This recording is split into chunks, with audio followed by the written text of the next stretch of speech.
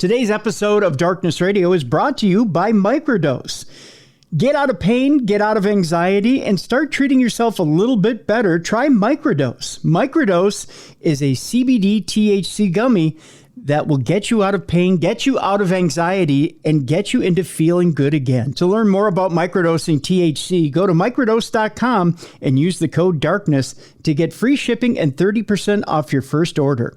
Links can be found in the show description, but again, that's microdose.com, code DARKNESS.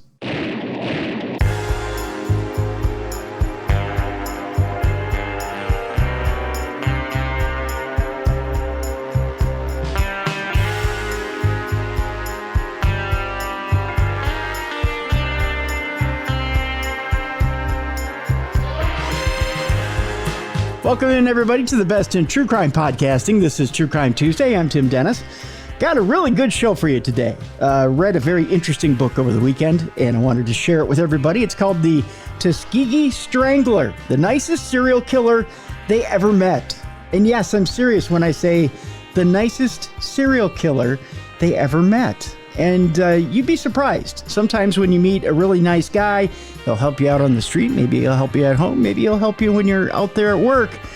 Maybe he's not the nicest guy that you think you've ever met. Maybe he's got a ulterior motive. We'll talk about that here with our guest, Linda Lou Long. Let's tell you a little bit about Linda Lou before we get into the program. Linda Lou Long has worked for over 30 years in a variety of law enforcement and state government positions.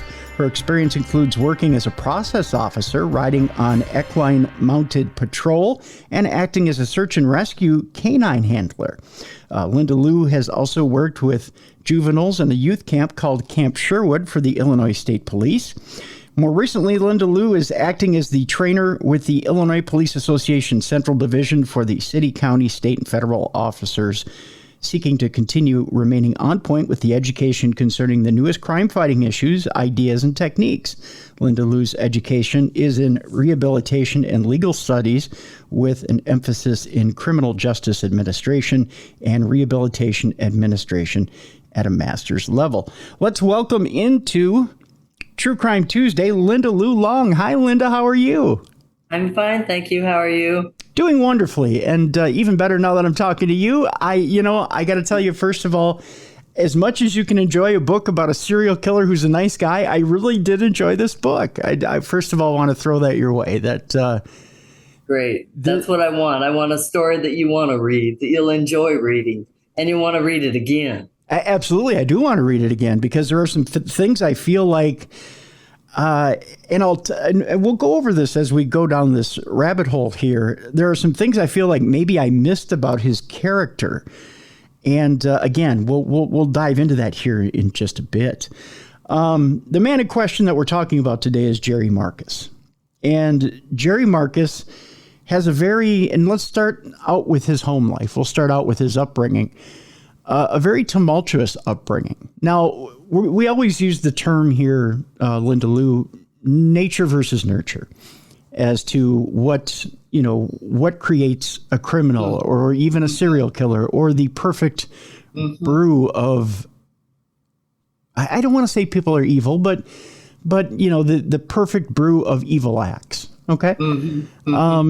Jerry Marcus obviously throughout this book struggles with whether he's doing right or wrong, or whether the acts he's doing, or whether he should or shouldn't, or whether it was even his fault. He seems to assign blame automatically to his victims, which and we'll talk a little bit about the psychological profile a little bit further down the line too. Let's talk a little bit about Jerry's upbringing, shall we? Tell us a little bit about Jerry Marcus and where he grew up and how he grew up. Well, he grew up in Tuskegee, Alabama. It's a small town. Everybody most knows everybody else. Is a dead-end street. His family experienced the usual traumas that families will experience. His dad drank a little bit. And so there was some suspected abuse. Marcus related to me several different abusive situations he was involved in, involving his mother and his brother and himself. But it was it was he tried to detach himself, I'll say that. Okay. There was a little barn out behind the house, and he used to out behind his aunt's house, and the aunt was across the street living, and he would stay between the two houses to avoid getting into arguments with his father, because he got into it with his dad a lot. So he would stay over at his aunt's house, and he had a shed out back that he would collect things.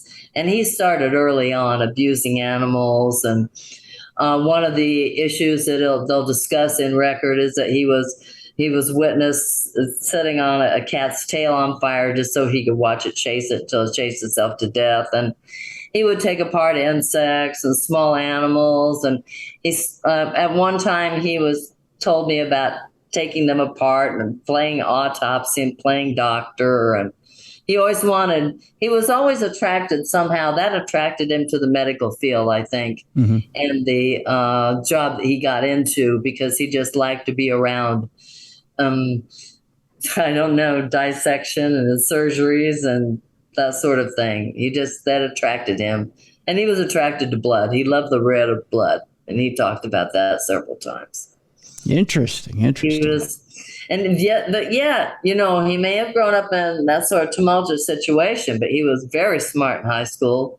He was an athlete. He was football, baseball, basketball, everything. He wrote on the yearbook. He sang. He did all kinds of things besides being reasonably good looking. And so naturally, nobody's ever suspected him because he was the nicest guy. He was always the one that was there to help everybody else. He would tutor other students. He was just there to help everybody out and make it good for everyone. And we're going to bring up maybe the motivation behind why he was so nice a little bit later in the program as well. Now, what interested me, Linda Lou, as we start to delve into his upbringing and the abuses and the things that he suffered by the hands of his father. You mentioned that his father did inflict some abuses, not only on him, but his mother. It seems to me that his father had a bit of an alcohol problem. Is that correct? Yes. Was suspected to have had a drinking problem. That's in record. That he had an alcoholic problem, and that he had been long-term, the police called out and stuff long-term, and he regularly abused the mother. And when I met her, she was a very cowed individual. Even now, she's very calm and very quiet and subdued and everything. But, he would pick on her and then pick on the boys and stuff. But a lot of it was he was just drunk a lot. And in that sort of lifestyle, I guess that's what happened. It was just dealt with in the family that way, that's the way it was, and just stay out of his way. When we bring up Jerry's mother, of course, was the focus of the abuse in the family. Although, keep in mind, record, yes, Jerry had brothers and sisters. He had how many brothers and sisters? I believe he had 2 brothers and 1 sister. But I never went out of my way to discuss the family in the book for the reason of their own privacy, right? Even at this late date, because the story is not about them. Right. It's about the victims and about Jerry. So I've always tried to stay away from, discussing the family members or anything like that. And I have left them completely out of it, basically, other than going down and meeting the mother and the aunt while they were still alive, because they're both deceased now. And the father died before. Right. He had involved in a car accident, and he had died before that time. But him and Jerry, he was, when Jerry went to prison, he was still alive. Okay. So he knew Jerry then, but he died during all that. When all that was going on, he had the car accident and he passed away. So with all of the abuse heaped upon Jerry's mother, Jerry's father never really made, and I believe it. Believe me, folks, I am not being an apologist for an abuser here. Sure. But there were only a handful of times he came close to taking her life. Right.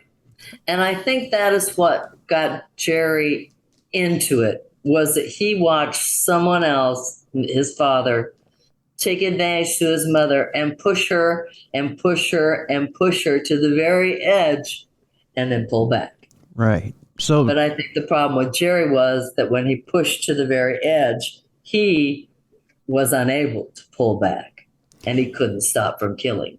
And interestingly enough, Jerry used the same method his father used. Yes, he was very, his belt, he liked to use his father's belt. He wore his father's belt, the same belt that his father used to abuse him and his mother. He used to whip them with the belt. Which, for the normal person sitting here reading this, Linda Lou, it's kind of ironic, isn't it? Like, duh. Ironic, but it turns your stomach. Yeah, but he used it. He didn't use it for everyone, but he used it for all the way up to the very end, and then he just went to manual strangulation, with his hands. Right. But they were always close and intimate. I mean, strangulation is an intimate method of killing. It is. Because you're close. You're violating the person's. Well, yeah, you're violating the person's personal space. And so he after the belt, he just used his hands. But that was usually enough. To put a belt between, almost,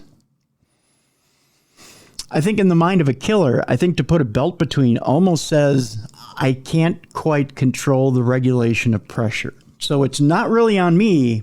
I could have controlled it if it would have been in my own hands.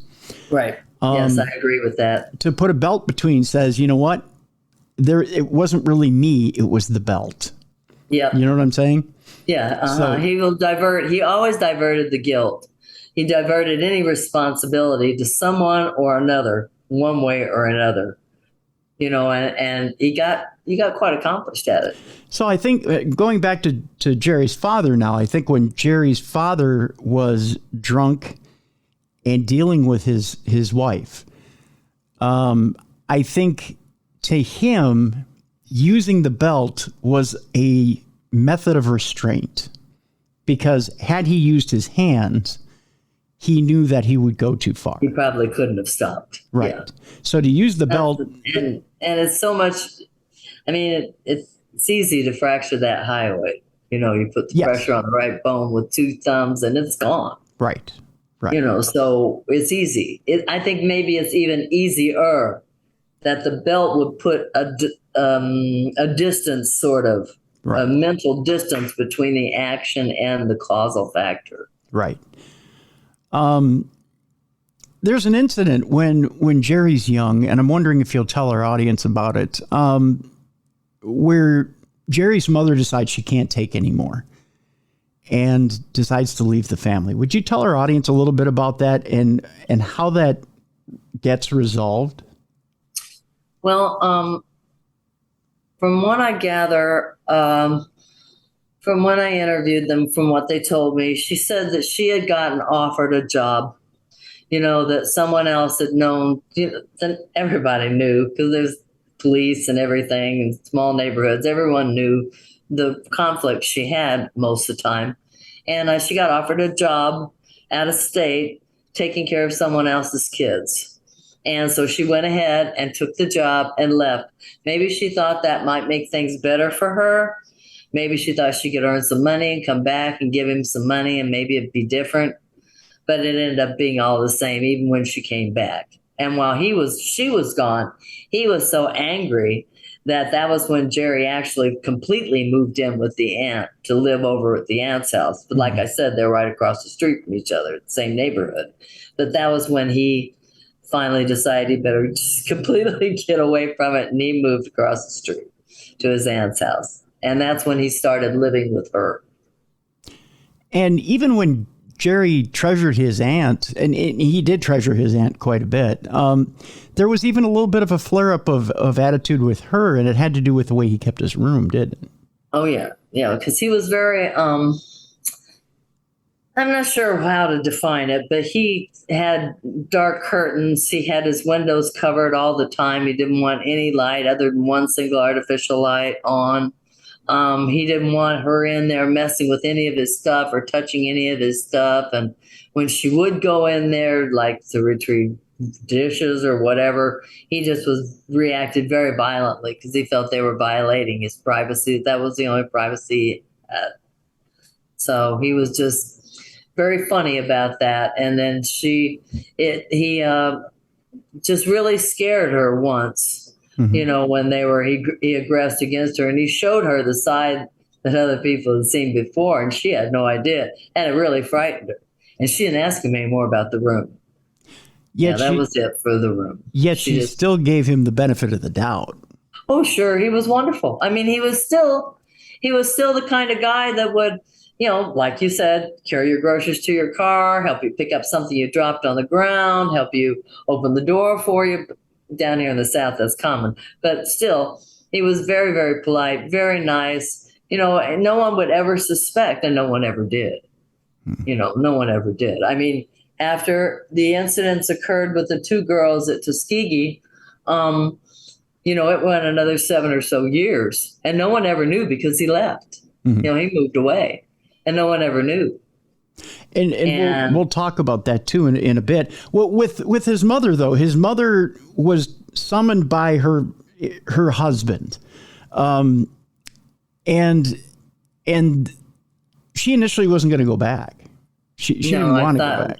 I'm surprised. I wouldn't have. I mean, but she felt she owed her family. She had her children to think about too. Well, and he made a threat, didn't he? Mm-hmm. What was that threat? Well, he threatened her with her life, but she'd been threatened before. It wasn't the first time. It was just the first time that he had done it, and she wasn't with him. You understand what I mean? Right. She was a distance away when he made the threat. Didn't he threaten the lives of maybe it didn't seem as serious, since she wasn't in the same room and standing right beside him. Didn't he threaten the lives of the children too? Oh, yeah. He threatened to take care of the boys, too, to get rid of them, kill them, too. But that's one of the reasons why she came back, because she felt the children's lives were in danger. I mean, she wasn't sure. And she, her sister, she could have counted on her to do the best she could, but they couldn't have stopped him. If he'd had gone on some rampage and just killed them all, they couldn't have stopped him. Then the story never would have come out because they would have all been dead. Right.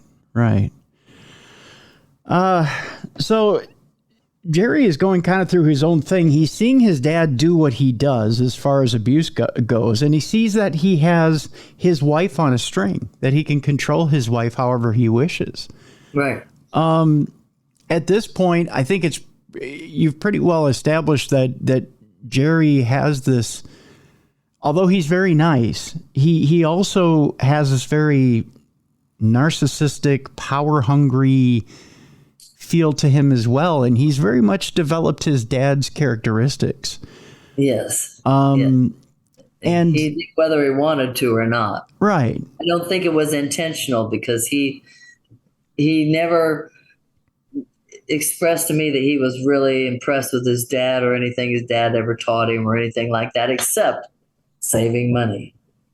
And his dad always told him about the money issue, never to steal and always to save his money. So that was a good thing there, but, one good thing and a few bad things. Well, and he got caught trying to steal from his father at one time, didn't he? And see, that's what that all came from. And he told him, that you don't steal, and ever, especially from me. So they had a big deal about that. There was a pretty harsh punishment that happened when he tried to steal from his father. Can you tell our audience what exactly happened to him when he tried to steal from his father? Well, he was pretty heavy with the discipline, and he just really took advantage, I think, of Marcus's fact that he was young and that he was impressionable, and he frightened him. He scared them both, him and his brother, and he was afraid that either or both of them were going to be killed. And then at the same time, he was frightening them with, if they didn't behave, he would, bring the mother home and abuse her. And then at the same time, he was telling her that he was going to abuse the boys if she didn't come home. So it was just all a very circular thing that was going on. They were all threatening each other from a different direction. Yeah. Yeah, scary stuff indeed. So, I mean, so Jerry has the fear of God scared into him by his old man. Although there is a quote in the book that's very interesting that says at one point he was waiting outside, and I'm paraphrasing here. He was waiting outside. He had a brick in his hand. He was waiting for his old man to come out of the house. Yeah. And he just, I think that what was the way it went, that his dad never came out, luckily? No, he didn't come outside at that time. So him and his brother had the plan going, and they were going to trap him and lure him and get him and hit him over the head, and everybody be happy and all this stuff. But then his dad never came outside, and it never really happened. And they were they didn't want to try it again. They were too spooky to try it again. They were afraid that if they get really caught, then what he would really do would be worse. Yeah. So we have this situation where Jerry has it in him. He knows he has it in him to kill. I mean, he's done this with animals. He's pulled them apart. He's set them on fire. He's played doctor with them. He's thought about taking out the old man at one time or another. Yeah. He knows he also has a part of him that's kind and responsible. And he proves this by going out and getting a job, saving money. He had to have a job. He was very funny about work, and he had to have a job. And it turns out that one of his relatives is that his aunt works down at the hospital. Well, see, that's how it all started. Yes. Was the aunt was already working. See, when he moved in with her, she was already working at the hospital in a housekeeping capacity of some other. And she had a heart attack, and he's used part of that, his reason why he moved over there, for his dad to calm down. He was helping her. She had been sick. So he moved in with her to help her from this heart attack. But through her referral, he got a job at Tuskegee in maintenance in the surgical unit, to where he would come in and clean up the surgical suites and everything after surgeries and stuff. And so he would clean that up. And then on the other hand, they would turn him loose with patients to take patients to their room and stuff. So he'd be rolling people around in their wheelchairs and doing all kinds of things because he was such a nice guy. Even at the hospital, they thought he was great. Hey, here's Jerry. Jerry will do it. Come here, Jerry. Yeah. And he said, sure, I'll do it. And he'd do whatever work they asked. And they really liked it that they were able to have someone who was willing to come into a surgical suite and clean up the mess without having any problem with it or any delays or anything like that. Right.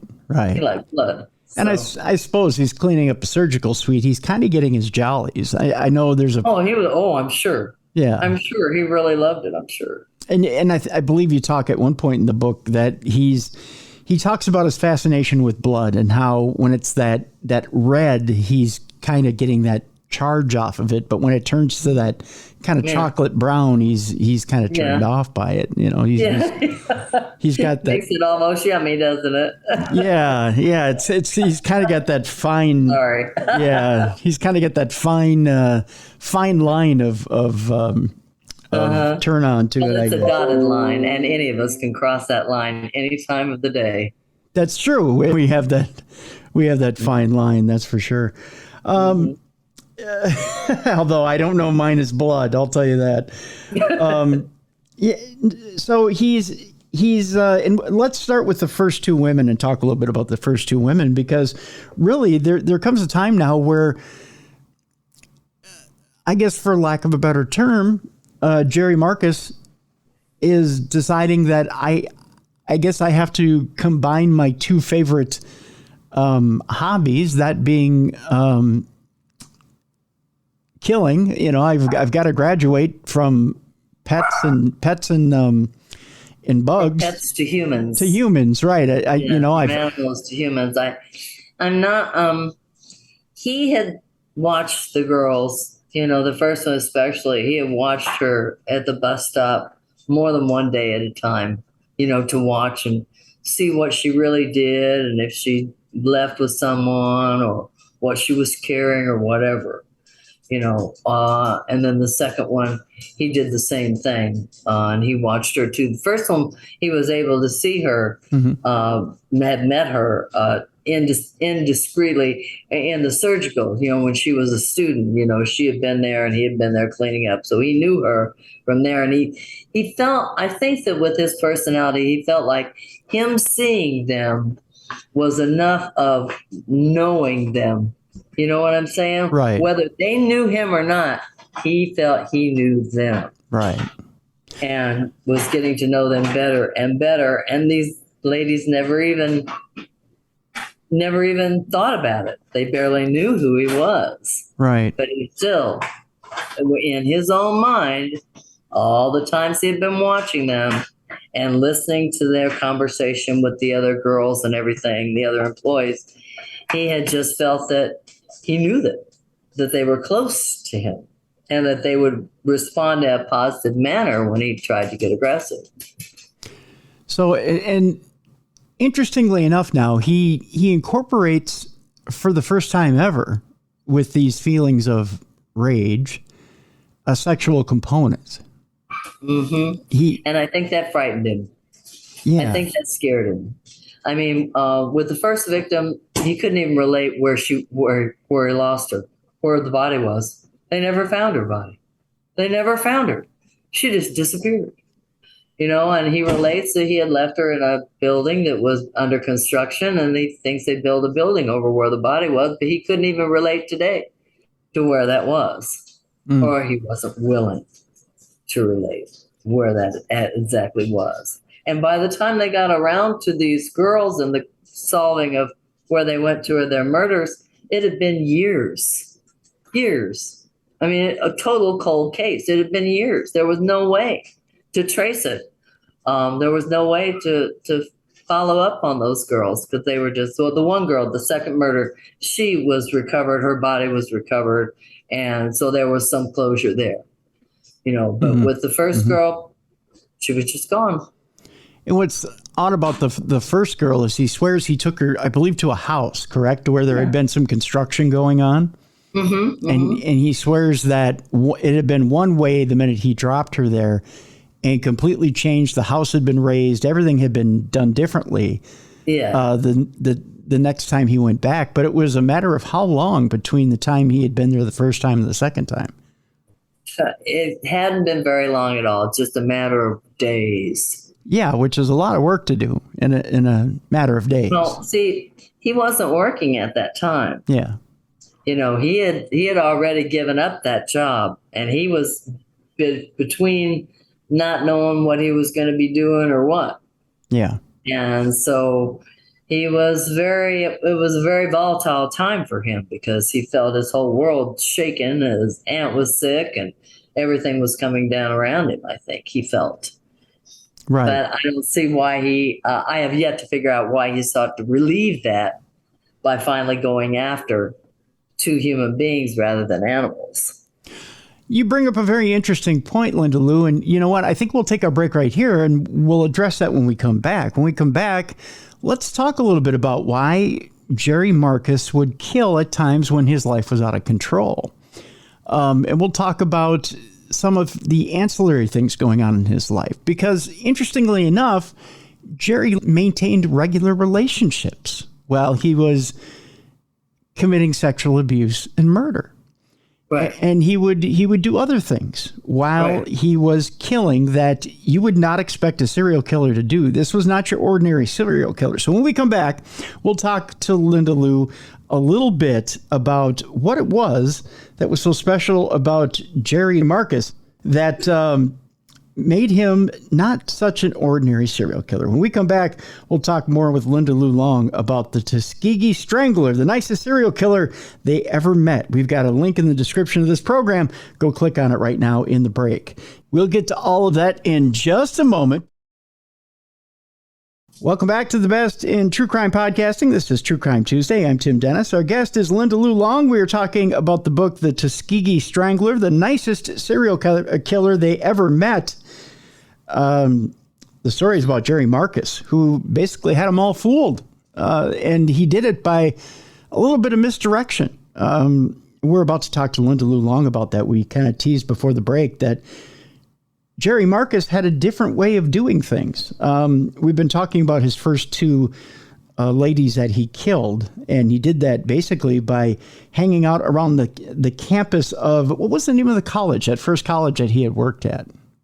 Well, it's Tuskegee University now, but it was Tuskegee College when he was there. Okay.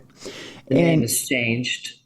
And he did this by basically observing them, observing their patterns, and then, again, interestingly enough, Linda Lou, these women were able-bodied women. These weren't women who were damsels. No, they were capable. They were easily able-bodied, but that's a mechanism of surprise. They had no idea. Mm-hmm. They felt quite safe on campus, as they should have been. Right. But they felt they had no threat. They felt no threat, so they naturally had no defense. Like when you walk down the streets of New York, you got a little bit of guard, Mm-hmm. You're paying attention to where you're going and what you're doing. But they didn't feel the need to pay that much attention when they were on campus because they felt safe. They felt it was okay there. All right. Yeah, these were not damsels in distress. These were not women who were out of their element at all. These were professional. These were students. Yeah. The one girl was getting ready to graduate. Mm-hmm. These were students and were reliable individuals. Good mm-hmm. girls. They didn't do anything wrong. They did not provoke. Very smart. Very savvy. Yeah, they weren't prostitutes or anything like that. They did mm-hmm. not provoke.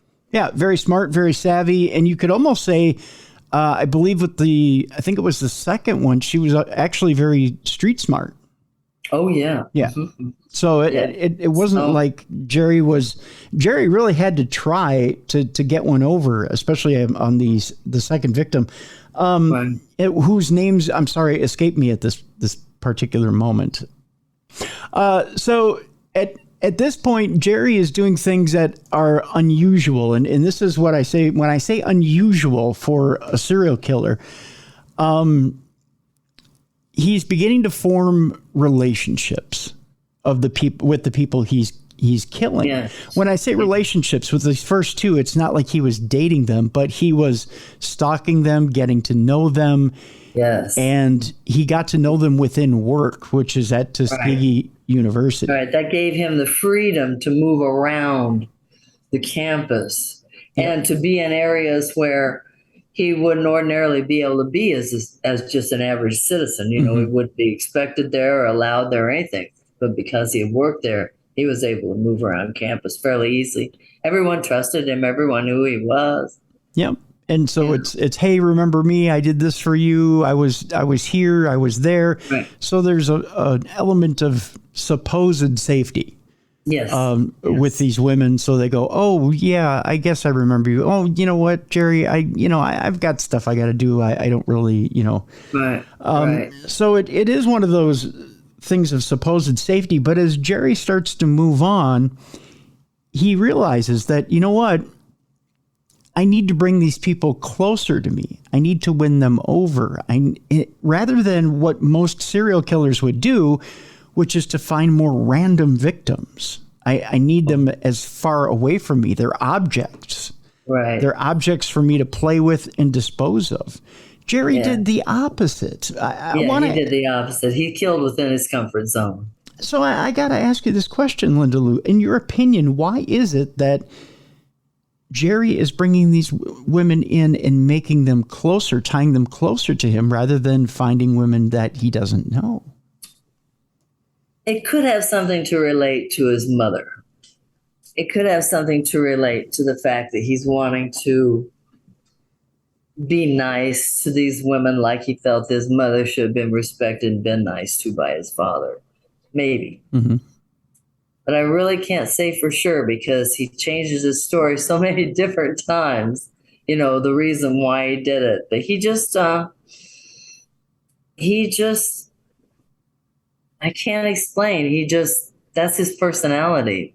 He just felt that he needed to get close to them in order to draw them in to where they would trust him and he wanted to earn their trust. I think that's part of what it was. He really wanted to earn these people's trust, that they would trust him like they did at work and knowing him and everything, that they would trust him too and be willing to have a relationship with him.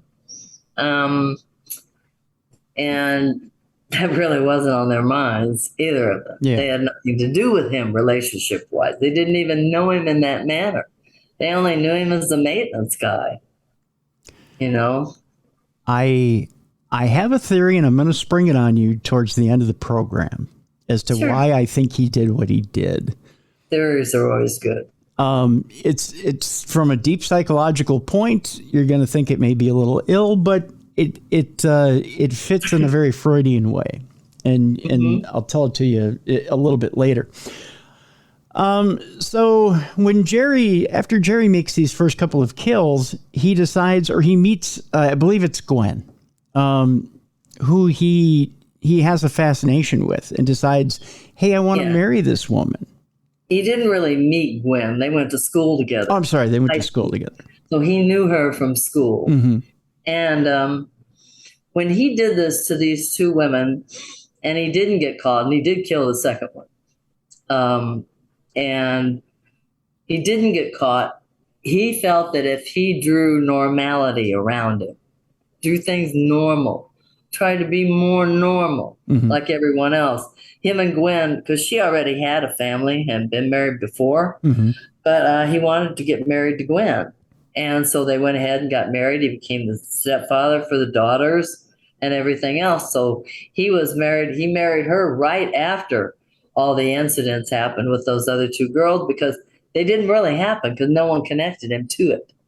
You know, while that was all going on, the murder of these girls, no one knew it was Jerry over here who did it.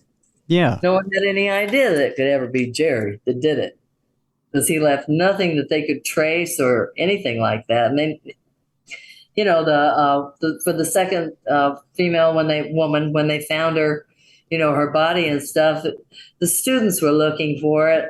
You know, the students from the campus were out looking for her in the woods and everything. So there wouldn't have been any crime scene, because it would have all been trampled and everything by people who didn't know any better. And that was way back in the day, and there wasn't CSI or anything like that. You know, crime scene detectives or any of that sort of thing to solve crimes. And so I think that he went with Gwen, and he finally ended up marrying Gwen as a safety net, because he felt that if he got together with Gwen and made a family with her kids and everything, and started working full time again on a different job, that he could be a success. And that it was as though the other girls had never even happened. It's as though the incidents at Tuskegee University never happened to him. So he gets a little normality with Gwen. He gets a little normality with the stepkids, but that even starts to fall apart. Yeah, that didn't last either. I'm surprised it lasted as long as it did. You know, I think it was 3 or 4 years. And then he got a friend of his had gone on to the college there in Knoxville College in Tennessee, and he offered him a football scholarship because they needed someone like him to play on the football team, et cetera, whatever. But he took that opportunity to go play and to go back to school. He still had this thing that he wanted to get a degree in school. Right. And so he was still going to go back. He was going to get a phys ed degree. He was going to do medicine related to physical activities and gymnastics and all that stuff. But when he left, you know, Gwen, he basically went first to just be a student. And during that time that he was gone, they ended up splitting apart. I mean, he came home for a visit, but she ended up locking him out, and they split during that time. It sounds like maybe Gwen or Jerry might have been a little abusive with Gwen during the time they were together. No. I don't think so. Okay. I never found any record of abuse with Gwen. He was very respectful of her because he had other ideas on her as far as she was from, her and her family were from Louisiana. Ah, okay. So he was always respectful of the fact that he felt that she could turn some sort of dark magic against him or something like that. Well, yeah, he was convinced she was a witch and that Yeah. she was Something like that. And that she doing. kept bottles of water in closets. I'm not sure what that signifies. Mhm. And she would keep his hair trimmings after she cut his hair and his fingernails and stuff like that. And, he was very respectful of her. He never touched her. Okay. He never had any sort of a confrontation with her. And when they finally split up, it was long distance. And he went for the longest time refusing even. He told me by his letters that he wouldn't sign the divorce paperwork that she sent to him when he was in prison. He wouldn't sign it. Well, didn't she move somebody else in at one point? That I'm not sure about. Okay. I'm not sure about that. Okay. So, so she basically is done with Jerry when he decides to go to school. But he had even admitted that he had women on the side once he had decided. Oh, sure. While he was at school, he had relationships with at least two other women, two different women, and conceived children with them both. Okay. And he talked about how he had to work on campus again, and he worked in the phys ed department and lived on campus, supporting the family and all this stuff. Mm-hmm. He was still the family man. Once he had been a family man with Gwen, he didn't want to give that up. He wanted to do it again, and that's what he did at the university. He became a family man, lived on campus, had a good job, relied upon, all that stuff. Another guy everyone could trust. And it seems to me he does this so that he remains tethered to reality and doesn't go off and give into that rage. Exactly right. Exactly right. I think that he is drawn towards having a family and a stable relationship with a wife and children and all things like that, demonstrating that he can be normal. Mm-hmm. He can be normal just like anybody else. Mm-hmm. He may not be all the time, but he's normal then. And that's what matters. But then just like every other job he's ever had, things kind of go off the rails in Knoxville. Yeah, he got in trouble at the college. Someone stole equipment out of one of the locked areas that he was the only one that had the key for. And then it came out that he had given the key to the guy because the guy was going to borrow the stuff. And then he didn't bring it back and all kinds of stuff. But he lost that job, too. And then after he lost that job, that's when he started slipping off again. And see, this is the pattern that Jerry starts to set up, that when life is starting to go off the rails, he gives into the rage and the addiction that is having to kill, having to release. I don't know so much as gives into it, but rather can't get away from it. Sure. I think that those emotions have control over him in that sense, and that he goes into I'm not sure what to call it. There isn't really a term for it, but he goes into a state of panic. Emotional panic when he loses his job and he loses his responsibilities, the structure surrounding him to help him build his life normal. When that starts caving in, then he starts freaking out. I see what you're saying there, Linda Lou, but the way I read it and the way I read into how you put it on the page, mm-hmm. I look at it the same way that an alcoholic or a drug abuser, mm-hmm. when life is going good, they're clean. Yeah. And right. things are great. Things are going my way. Mm-hmm. But the minute life falls apart, it's an instant to decide that, okay, now I'm going to abuse again. Now I'm going to use. Now you know what? This is a perfect time to use because why not? My entire life's fallen apart over one incident. Well, again, he linked all of that. Excuse me. He linked losing that job on campus and losing his position there. He linked all of that to work. That mm-hmm. was, he lost his job. So he was searching for another job. And the first time he left Knoxville. And before he came back, it was two different times there. But the first time he went south hitching. Mm-hmm. He just wanted to get away. And he just started hitching pickup trucks or semi-trucks or whatever to go south, and to hopefully end up back, at home in Tuskegee. but and he eventually made it there. But I mean, he just split. He just left. He didn't have anywhere to sleep anymore. He slept out on a ball field one night. Right. Everybody had their fill of listening to his line of whatever, Right. because after a while, people figure it out.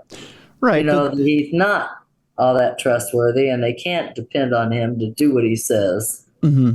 And so that was his first time. But, then after he came back, he tried it again. Right. Tried to make things right again. Still couldn't do it. Right. Yeah. But the easiest way, Linda Lou, to run into a serial killer is go out hitchhiking, right? I mean, I guess. Yeah. I mean, it's to put one. I mean, it's like saying to an alcoholic, well, if you don't want to drink, don't go to a bar. I mean, and then where do killers go? If you didn't want to kill anyone, then where do you go? Yeah, then don't go hitchhiking, right? I mean, you can even kill them at home. You can stay home and kill. So right, exactly. And I believe that's part of the cold case investigation that's going to come out of this book, is that there are other cases that we think we can tie to Jerry Marcus, the incidents that occurred in other states, the states that he went through, his trucking trips, and then other additional ones, especially in Knoxville, Tennessee. They have others. Yeah. So, like you mentioned, he goes and he takes this hitchhiking trip. I know Margarita Sturdivant was one of his victims. Do you want to talk a little bit about her and how that came about? He was his third victim, correct? Was that still back in Knoxville? Yes. No. He killed his third victim in Tennessee. Okay. In Knoxville. Yes. Okay. And she was very stable. She was a state employee. She had a good job. She helped him get his food stamps. Yep. So he could have food to eat, because he was down to being able to not do anything. So he went on the employment history and got food stamps. And that's how he met her. Yeah. And she was dead within 3 weeks, 3.5 weeks. And she had no idea. Yeah. He just was such a nice guy, and he took her out and everything. And it's just unfortunate, but she was an accomplished state employee. She was fine. She had a husband. They were separated, but she had a husband and a family. Right. Then there's the killing of the woman who he went to play tennis with. Well, he played tennis with more than one of them. Right. But this woman. He played tennis with the one, the girl that he murdered in Knoxville. He played tennis with her. Matter of fact, the incident occurred after she had showered after they had played tennis. Right. That's when the incident occurred. Right. Yep. That's the one I'm looking at. Yep. Yeah. And she, he just strangled her out of the shower, and she had no forewarning, nothing. Wasn't she a state employee as well? Or yes, she was the state employee. That's what I was talking about. Oh, okay. Yeah, she was a state employee. Okay, yeah.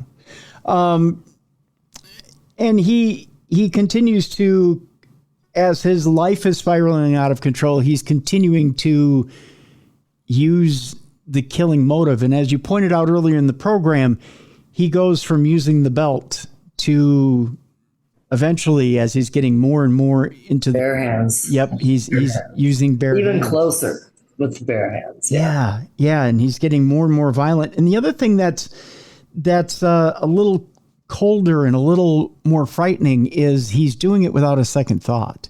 He's not realizing that he's doing it. He had no remorse. Yeah. He never learned remorse. He never learned remorse from his father. He never saw his father express any remorse after injuring or hurting his mother, or him, or the other boys, kids, son, brother. Yeah. And it's he never learned remorse. You have to learn these things. It doesn't just come to you naturally. You need to learn things like remorse over a guilty action, an action that you take that, you may not think it is, but you should, and you should feel remorse for it. Right. You feel like you shouldn't have done it, but he didn't. He didn't feel that at all. No. He just felt like he should have done it a different way. Each one, he always went back over thinking, well, maybe if I'd have done it this way, or maybe if I'd have done it that way. it would have been different or better. So, Without spoiling a little bit of the ending of this here, Linda Lou, when Jerry gets caught, is it mainly because he feels more sorry for himself, or what the consequences are going to be for himself? no, he didn't really care. In the end, the last four girls he killed all within days of each other. And they were all girls the one girl, he went to school with her. He already knew her, but he killed her anyway. And the others were strangers, but he just,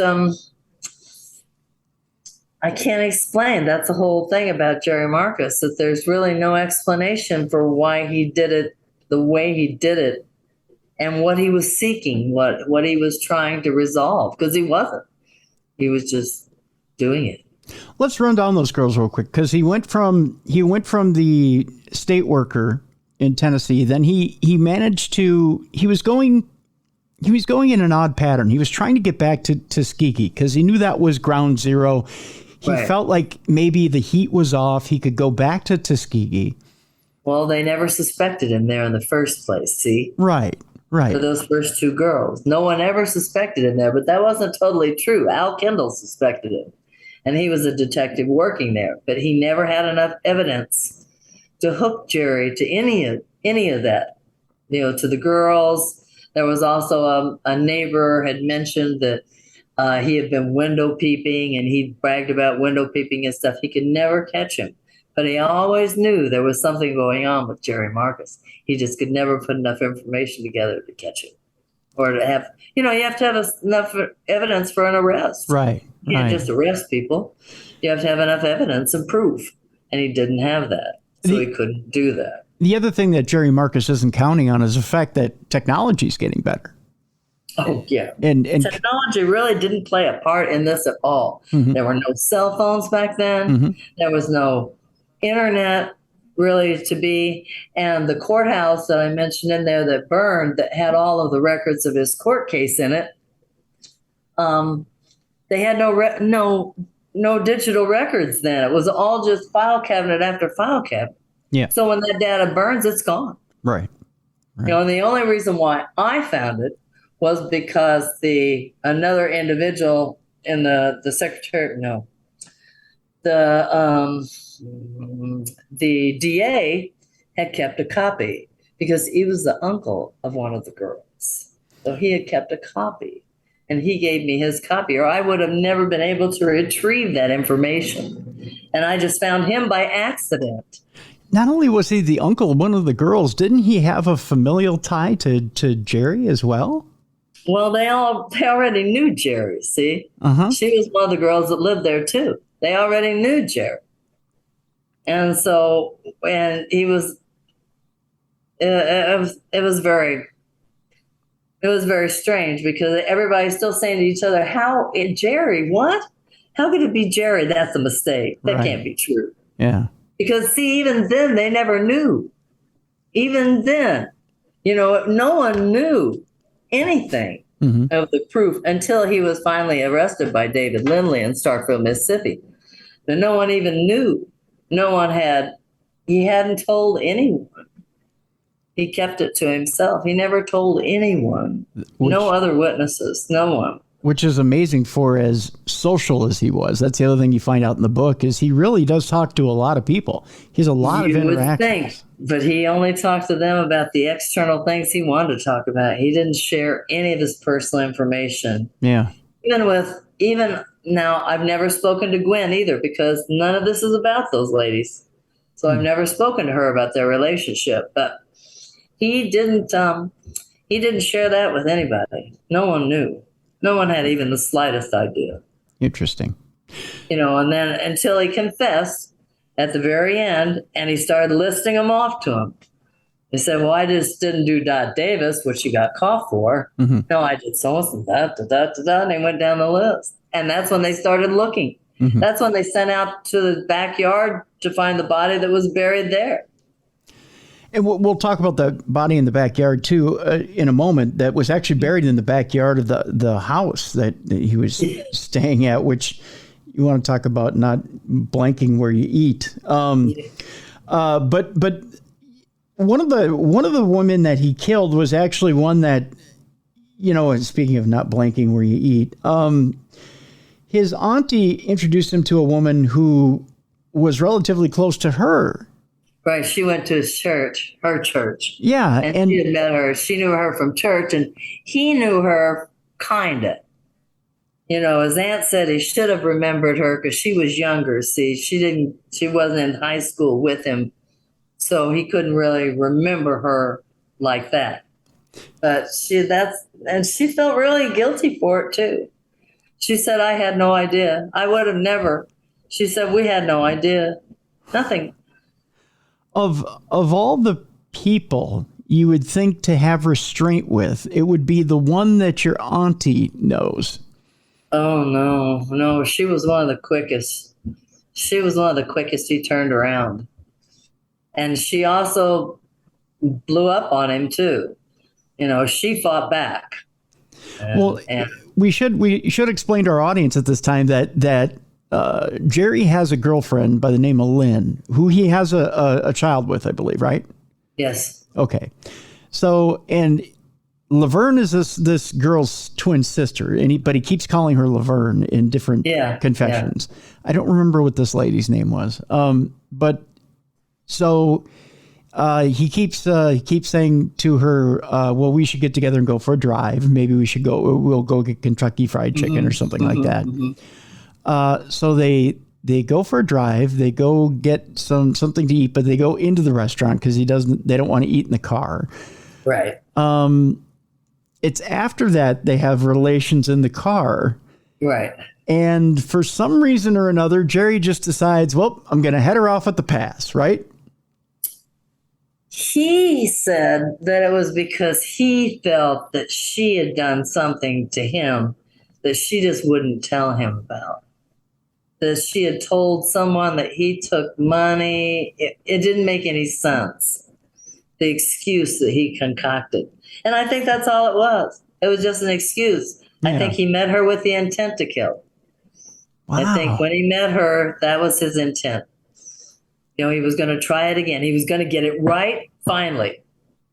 The first two, he couldn't be sure. The first one, she was just gone. Second one, she was, recovered, but he didn't know anything. And for years, hadn't heard anything. And then the one that he killed there in Knoxville, they had no idea.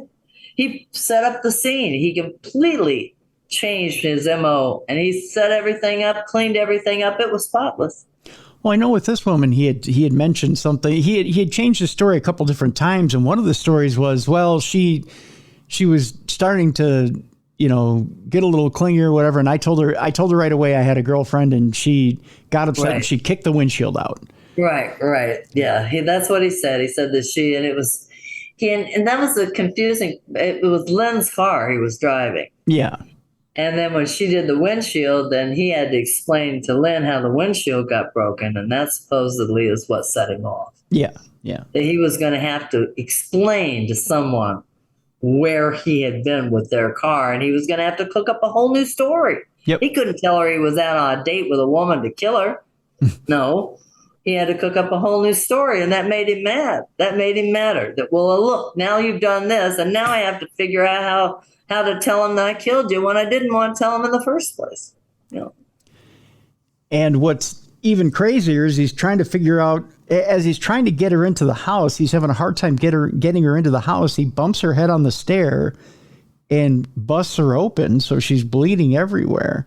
Post-mortem, of course. Yeah. Gets her in the house and forgets he was going to rob her of some valuables or something that he could sell to get money. He forgot to do that. Right. And then he's thinking, well, how am I going to get rid of the evidence, the body, whatever? Well, I guess I'll just turn on the gas in the house and hope it ignites. Right. And the whole thing blows up. It's so that in itself is so dumb. Right. I mean, that doesn't even make any sense. And that's why I asked him, I said, well, Jerry, that doesn't make any sense. how would the house blow up just from the stove being left on? Oh, I've seen it on TV. So I guess he had seen that before and figured that that was a way to do it. And that's what he did. But of course, the house never blew up. And Yeah. her body was discovered a few days later. And since it was that time of year, it was fragrant and Yeah. attracted attention. And Oh yeah. Yeah. And so in down the line here, Linda Lou, as we go from of these four women, as you go from one to the next, he goes from cleaning up the scene completely to just getting sloppier and sloppier. As we get to Dot, who's the final woman he murders. yeah, he just tossed her. He just threw her over an embankment. Yeah, he just tossed her body. Which, you know, It's sloppy. it almost screams, I want to get caught. One of the secrets of a true killer is you always figure out where you're going to put your body first. Mm-hmm. Then you'll know. And then you already have a site secure. So when you're stuck with a dead body, if you killed someone, you have somewhere to put them. It just, like I said, it just screams, I want to get caught. I'm out of control. It would seem that way, but yet he didn't leave a trail. Not like that. I mean, they found these girls and stuff, but I mean, until he actually got caught, with Dot Davis and with making the mistakes there, and he told the truth. That's when they finally went back to Tuskegee and found those other bodies and were able to link him to all the others. Because he didn't tell them. He only told them 1, 2, 3, and they finally told him about all of them. But he made I guess subconsciously, he made the blatant mistake of getting caught in that he had been seen with her throughout the day and that people knew that he was out with her throughout the day. And then she was dead that same day. They had seen him. It was like he felt that he was a ghost, like no one could see him, like he was so special that no one would ever suspect him, even if he was right there with his victims, even if he was seen, in a compromising situation. It wouldn't matter. I'm Jerry Marcus. They'll never suspect me. Yeah. And that's the way he felt. Yeah. Yeah. I don't know. Okay. So Linda Lou, I promised you that at the end of this program, I would give you a theory as to why I believed Jerry Marcus was the way Jerry Marcus was. And it was completely Freudian. Please share. Okay. It was simply this, that Jerry Marcus never was given the love of his father and was constantly trying to seek his approval. So in that way, he was emulating his father. But he also needed the approval of his father and needed to go one step further than his father ever did. In his mind, sickly, I believe he thought if he could kill these women, a place that his father could never go, he would impress his father. Right. That his father would know that he could really do it. That's right. And he could complete the task. That's right. He could get the job done. I wouldn't doubt that a bit. With Jerry Marcus, I think it's more than just one thing. He's a very complex person, very complex personality. And he can turn it on and turn it off. He's very good. The sexual part of it, he was really not able to, and this is quite graphic, folks. If you have kids in the room, get them out right now. I'll give you another couple of seconds here. The sexual part of it, the gratification, he wasn't truly gratified unless they were. He never was satisfied. He never achieved his goal. Let's say it like that. But he was close, and I think, again, sickly, it was because none of them was his mother. He truly did want to beat and kill his mother. Yeah. And in every woman that he was beating and killing, he was seeing his mother. Yeah, exactly. That could be a big part of it. There's so many pages. There's so much. It's so deep. Yeah. There's so much to. There's a lot to all serial killers and all killers in general and people that break the law, but there's so many different layers to Jerry Marcus that they'll be watching him for a while. even now. I think so. And here's the thing, folks, and believe me, I'm not spoiling anything in this book. In fact, I'm not even going to spoil the ending. The ending is absolutely chilling and terrifying. Linda Lou Is it really? You like that? I shivered. Well, I've never had an experience like that in my life. I've been in law enforcement in and out of federal, state, all that stuff. And in other states, I've never experienced anything like that in my life, but we won't get further. Don't say anything else, Linda Lou. I'll tell you, folks, the end of this book, I got chills right now just thinking about it again, Linda Lou. Folks, get the book just for the ending. But there are things in this book about Jerry Marcus that will absolutely turn your stomach, that will absolutely... And Linda Lou does an amazing job of getting correspondence from Jerry, from getting inside the head of Jerry. And he knew from the very start what the plan was. You know, I sent him a letter as Dear John Doe from Jane Doe. Yeah. Oh, I didn't even tell him my name for a long time. And the whole time I corresponded with him, I used a P.O. box, so he never knew my home address. Good. My phone number, anything like that. Good. But, you know, he knew from the very start, you know, what it was all about. And I've been the only one. So. Good. And I'm glad. And I'm glad you're safe, Linda Lou, because the capability that Jerry Marcus has in him is absolutely terrifying. And it's still there. And it's still, even though he's an older guy, it's still there. You can still see it in his eyes. It's still there. It's absolutely terrifying. Let me ask you one more question here, Linda Lou. I know you mentioned in the book that Jerry Marcus's mom and aunt are gone now. And yes. he doesn't have hardly any, if any, relatives left. Right. The controls are off should Jerry Marcus ever see parole. And I don't know if he will or not. He'll never be eligible. Okay. Because in Mississippi, he's been served a sentence in all 3 states. And in Mississippi, he has a life sentence because they don't have the death penalty there. That's how this all started. He was caught in Mississippi. So he's got the life penalty there. And then if he ever completes that life sentence, then he goes to Knoxville. He's got a life sentence there for the murder there. Then back in Tuskegee, he's got a life sentence there for the murders that occurred there. Okay. All right. So he will never see the light of day again unless it's without authority, without handcuffs. Okay. Is there any interest from his children, the children that are out there, of seeing him? Do they want to see him? No, I've only had correspondence with one of the victim's aunts, and I sent her the information I had on her so that she was able to close her book. I sent her the nice picture I had of the, there's no portraits, there's no really bad portraits or anything shown in the book. I have those. Oh, I mean Jerry Marcus's children. Did Jerry Marcus's children want to see him? I have no idea. Okay. The reason I ask this is this. Because we all know with a narcissist, especially at this level, wanting the attention, wanting the appreciation, wanting the love, and wanting the adoration for being at that level. As you mentioned at the beginning of this program, I mean, you might have mentioned it to me. You might not have even mentioned it on the show. There was not a lot of media attention for what he did. No. So there wasn't anything. There wasn't anything. Yeah, there wasn't the adoration of the media. Never. No one picked up on it. The FBI never even picked up on it. No one. He never got the adoration of the notoriety. Or the notoriety, thank you. And that may be what he was seeking. Mm-hmm. But yet he never got that, and he still kept going, kept killing.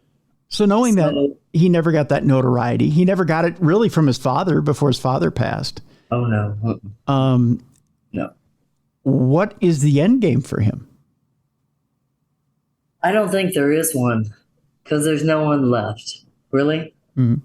I mean, like I said, I've had no contact, so I don't know if he's had any relationship with the other girlfriend or wife that he was married to, or the woman in college they had the other child with, I have no idea.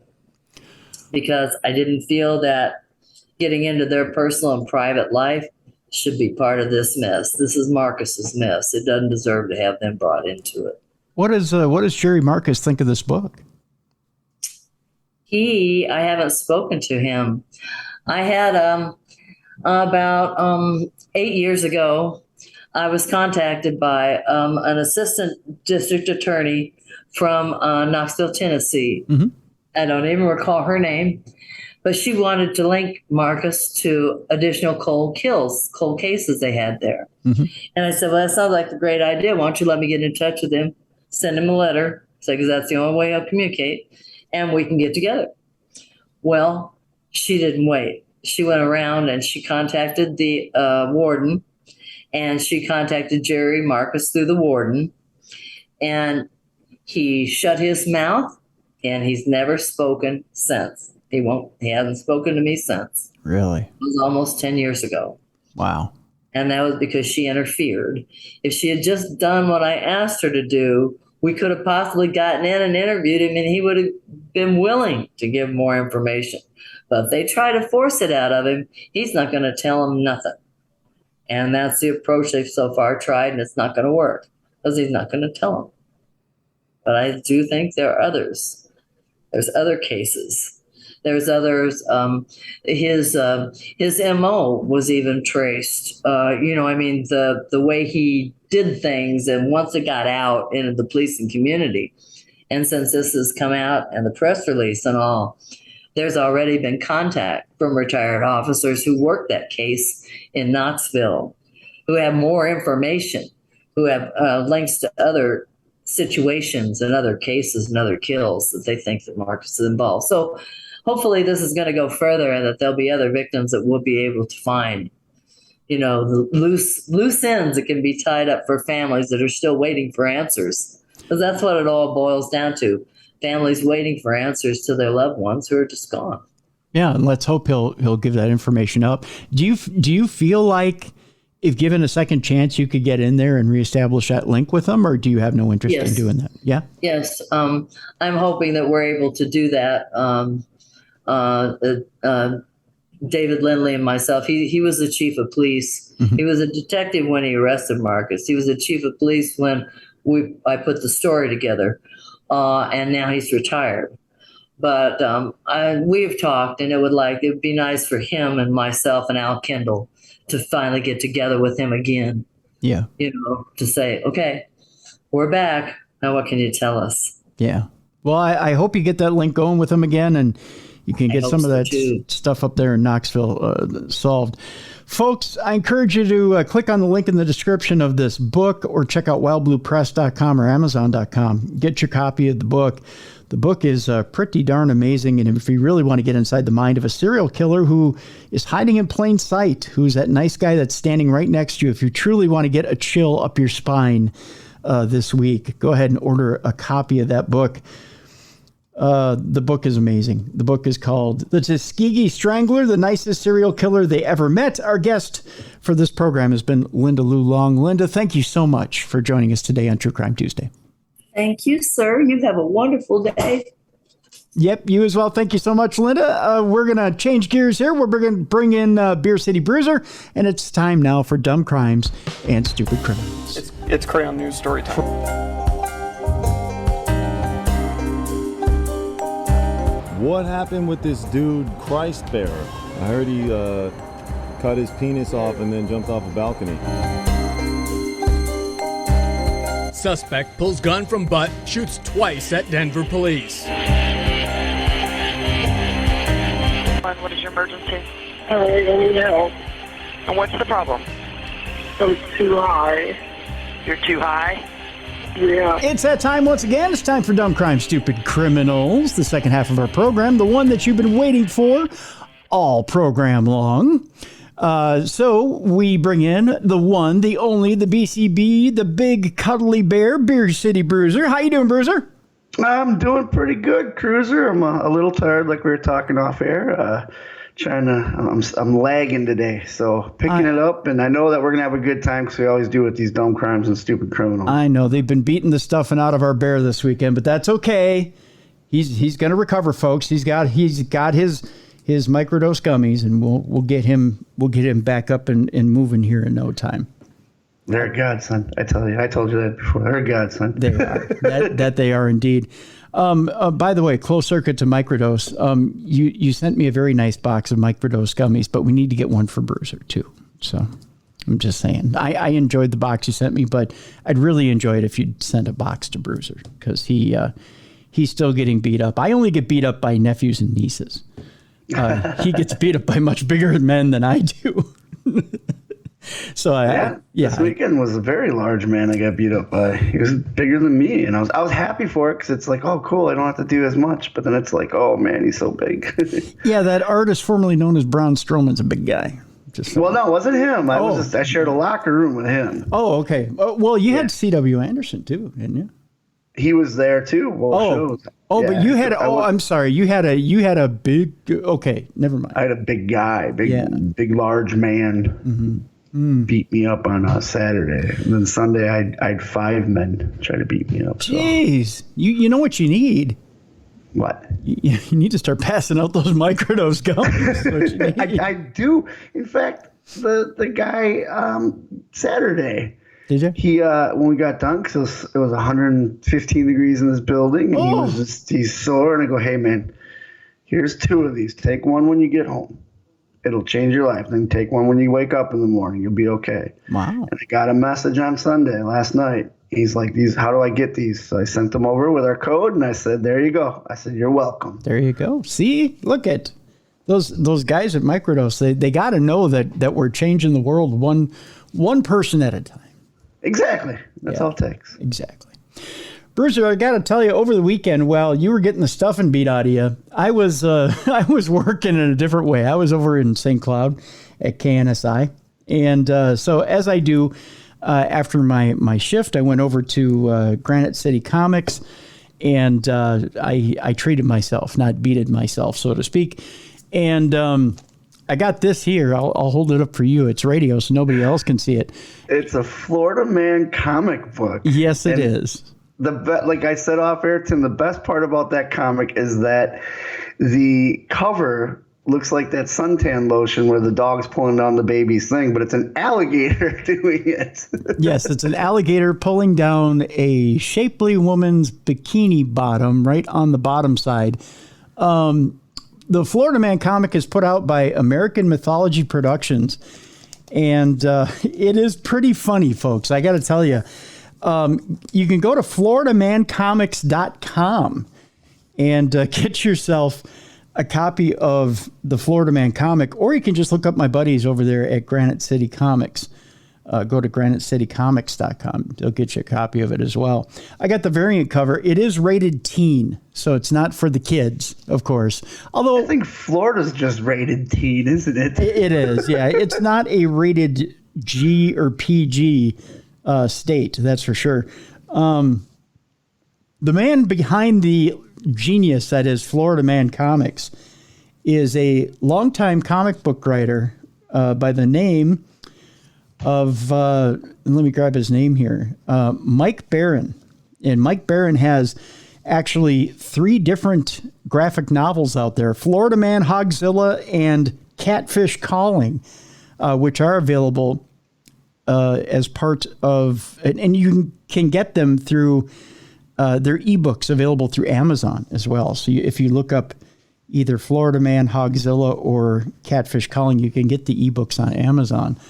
And the art is very good in them as well. But they're based on central characters that he's come up with. And the way he's come up with them is he's actually taken real stories from Florida Man them himself, and he's just combined these stories along with these characters he's made up, these fictional characters, and they're hysterical. That's all I can say. The stories just in this #1 issue alone are pretty darn funny. So I encourage you to go out and get Florida Man Comics, and I'm going to try to get Mike Barron on the show so we can talk to him a little bit about what inspired him to make Florida Man Comics, because I just think that... Oh, probably because every story that comes out of Florida, no one's going to believe. It seems like fake. It doesn't seem like... It seems like a comic book. It does, but, you know, in that, it's also good fodder, good material. Sure, Florida Man isn't going to have a superpower by any means, unless it's the power to consume meth and beer and not be able to be subdued by the police. But... I mean, you know, it actually has a funny plot to it. Just one that I'm not going to blow for you. I'm not going to spoil it, but by all means, it's one that you're going to want to read, and you'll get a kick out of it. It's well worth the price tag on the comic. The comic itself, you know, it used to be, Bruiser, when we were kids, comics were 50, 75 cents. Yep. The price of this comic, $4, $3.99.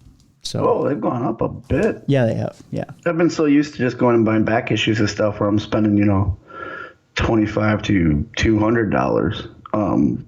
You know. Yeah. Because and it's great because remember they used to have the 10 cents for comic books. Right. Yeah. Now they're, you know, and who knows? Florida Man might be one of those. Yeah. Something could happen where Florida Man picks up and all of a sudden its collector's price goes way up. Well, see, if you'll notice, this in the very left-hand side here says variant. I got the variant cover. See? So, yeah, that's going to be a little more expensive. Yeah. So I got there's actually 4 variants to issue number 1.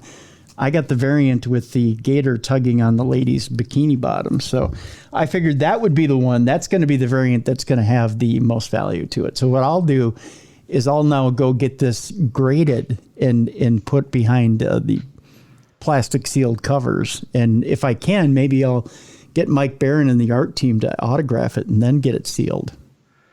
And then that'll be lots and lots of money in a few years when this catches on. You betcha. Because that's a 9.9 at least right there because you just bought it.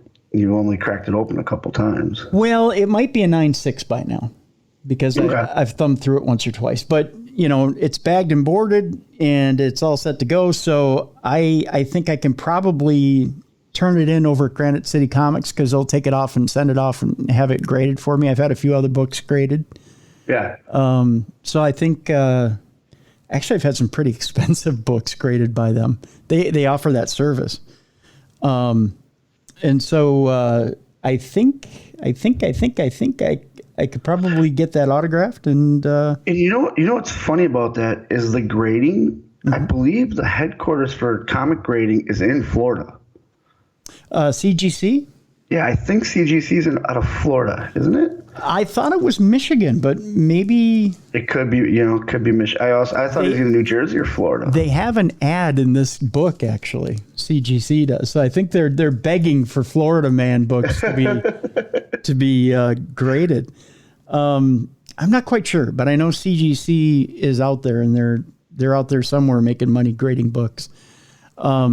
But at every Comic-Con, you can go to any Comic-Con and they have a booth, and you walk over and it's like $75, I think, at the Comic-Cons. Yeah, yep. To get a book graded. What's nice about getting it graded through a comic book shop like Granite City Comics up there in St. Cloud is you can get a few books graded for one price.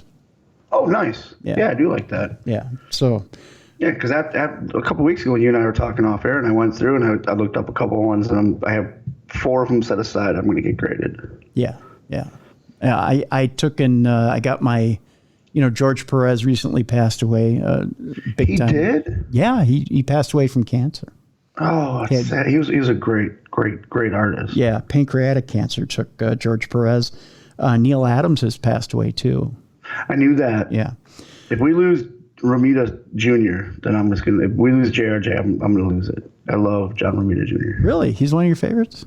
He's a Daredevil artist, man. And he took Frank Miller's vision of Daredevil and continued it, and then he went to Spider-Man for a bit, and now I think he's doing Superman. He's back. He's back on Spider-Man. He's back on Spider-Man. Okay. Yeah, they just relaunched Amazing Spider-Man with from #1 with JRJR. But I fell in love with him when he did the Daredevil run. I have so many copies of his Daredevil runs. See, I'm a big John Byrne guy. I've always been a big John Byrne guy, and got a lot of John Byrne books.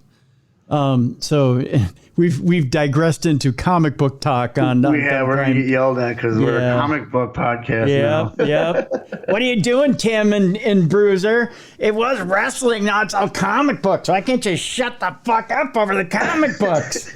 Just tell us about these idiots causing all these stupid crimes. Well, we are talking Florida Man comics, guys. Come on. So John Byrne was always my guy. So if he dies, I'm done. I'm a mess. I'm opening the dungeon door here. Can you tell? Yeah. Is it creaking a little bit? I'm a mess if John Byrne dies. I did meet Neil Adams a couple of years ago at a comic book convention. I heard he was a to himself guy, real private, but he was very polite at any autograph signing he did. Very nice guy, very much into Bigfoot and Sasquatch. He was really, yeah, and he was making a movie, which I'm curious, and his wife was there too. And we had exchanged business cards, and I was talking to him about trying to get him on the show before he died, and unfortunately he passed away. So,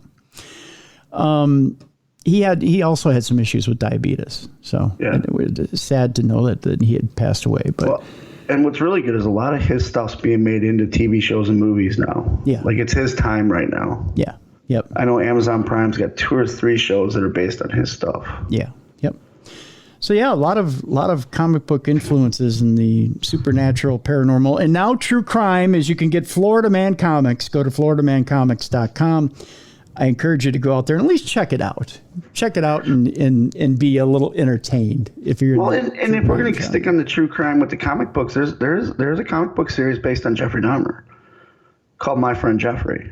Really? It was yep. So the guy who went to high school with this guy, and after everything Jeffrey did and it all came out in the news media, he's an artist, so he wrote this graphic novel, and it's about their time in high school and how Jeffrey he doesn't say Jeffrey was odd. He always said he was off, and he drank a lot and he would do things, and they said. He tells a story about how whenever there was a photograph being taken at a club, they'd figure out a way to sneak Jeffrey into it. And if you go back and look at their high school yearbook, there's one club where they actually black out Jeffrey's face because he wasn't part of the club when they printed the yearbook. But it's called My Friend Jeffrey.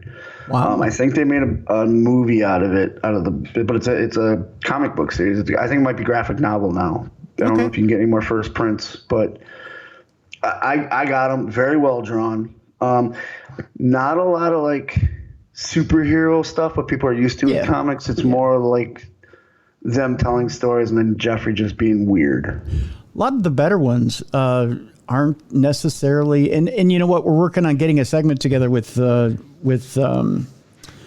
Granite City Comics with Jay, one of the owners of Granite City Comics, to come on a weekly basis on Supernatural News, because there's a resurgence of the horror and paranormal genre in comics right now. And a lot of the better comics, a lot of the better written comics out there are not superhero comics. No, they're based on either real life things or what I always called the movie monsters, the Frankenstein, Dracula, all that, you know. Yeah, there's one based on like an old 80s horror by the lake in a cabin type comic book. I'm collecting it right now. I'm trying to remember what it's called.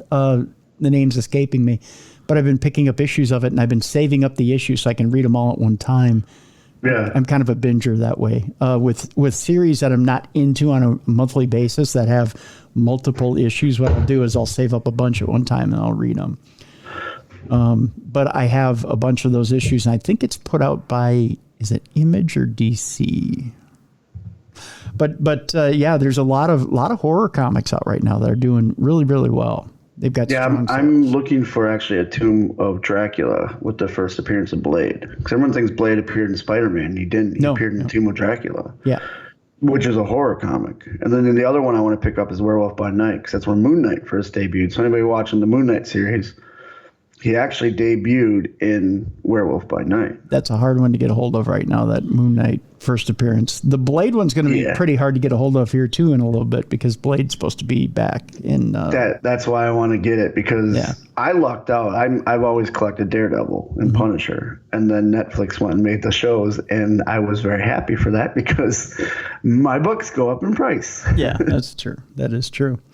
Today's program, Dumb Crime, Stupid Criminals, Bruiser, has themes within themes within themes within the program. The first part of the program is called "Whoops, I Did What." That's what the first part is called.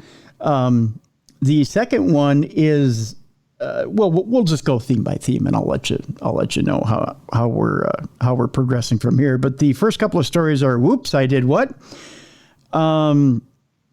This first story is kind of a "say what" type story.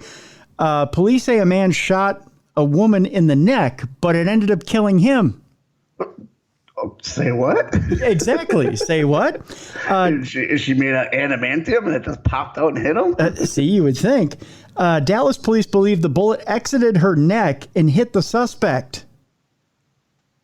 It's a possible Darwin Awards contender out of Texas. This happens. I'm curious to hear the physics behind this. In Dallas, right? Dallas police say a 26-year-old man died Saturday after shooting a woman in the neck, with said bullet exiting her neck and somehow striking him in the leg. It was a fatal wound, by the way. Much of the details of the incident, which police say involved Byron Redmond, are unknown. It's unclear why the shooting occurred or whether it was intentional. The Dallas Morning News reports officers who arrived on the scene at 11:39 a.m. saw a large amount of blood and a blood trail in front of an apartment in the 2200 block of the medical district. No one was inside. WFAA reports a second 911 call was placed around the same time. Police tweeted a call came in at a nearby hospital of a male and a female found outside in a vehicle with gunshot wounds. Police say they found Redmond and the woman inside. Redmond died at the hospital. The woman was treated and released. How's that? Basically, he shot her, which hit him, and then they got into a car because they knew they both were shot. Drove to the hospital. Yep. He died. She lived. Yep. Bravo, sir. Yep. You did what? Yeah. This next one is a whoops story. A woman seeking revenge on her ex-boyfriend set fire to the wrong home. Oops, that happens. Well, not too often. Believe it or not, this happened in North Carolina. A woman allegedly seeking revenge on her ex-boyfriend set fire to the wrong home. According to reports, the Rowan County Sheriff's Office is investigating after 49-year-old Christy Louise Jones put bundles of wood on the porch of a home and then tried to light the house on fire. She just forgot to check the address. Or he wasn't taken to her. He was smart not taking her back to his place. Well, there you go, yeah. A neighbor spotted the woman trying to start a fire at 7 a.m. last Friday and alerted the homeowner to her activities. The homeowner tried to put the fire out with a garden hose, but Jones used Flex Seal to block the flow of water. That Flex Seal works, I'll tell you. Yeah. It really does. Genius. If you're going to torch something and you put Flex Seal so they can't get the water to put it out, that's insane, but like geniusly insane. I use Flex Seal. Now, okay, so my foot has been in a cast for a while, or had been in a cast for a while, okay? Right. And what happens is with a double contact cast for a foot wound, for a diabetic foot wound, they put a soft cast on you, and then they put a hard cast over it, okay? And it's nice and fluffy on the inside so that you can step on that cast, or you can step down and walk in the cast, and then they put like a little rocker bottom on the bottom so you can walk around on it. Okay. Only problem is towards the toes, they kind of stretch it out so that you've got plenty of room for your toes, okay? Okay, so you can still move your toes. Gotcha. Yes, you can still move your toes.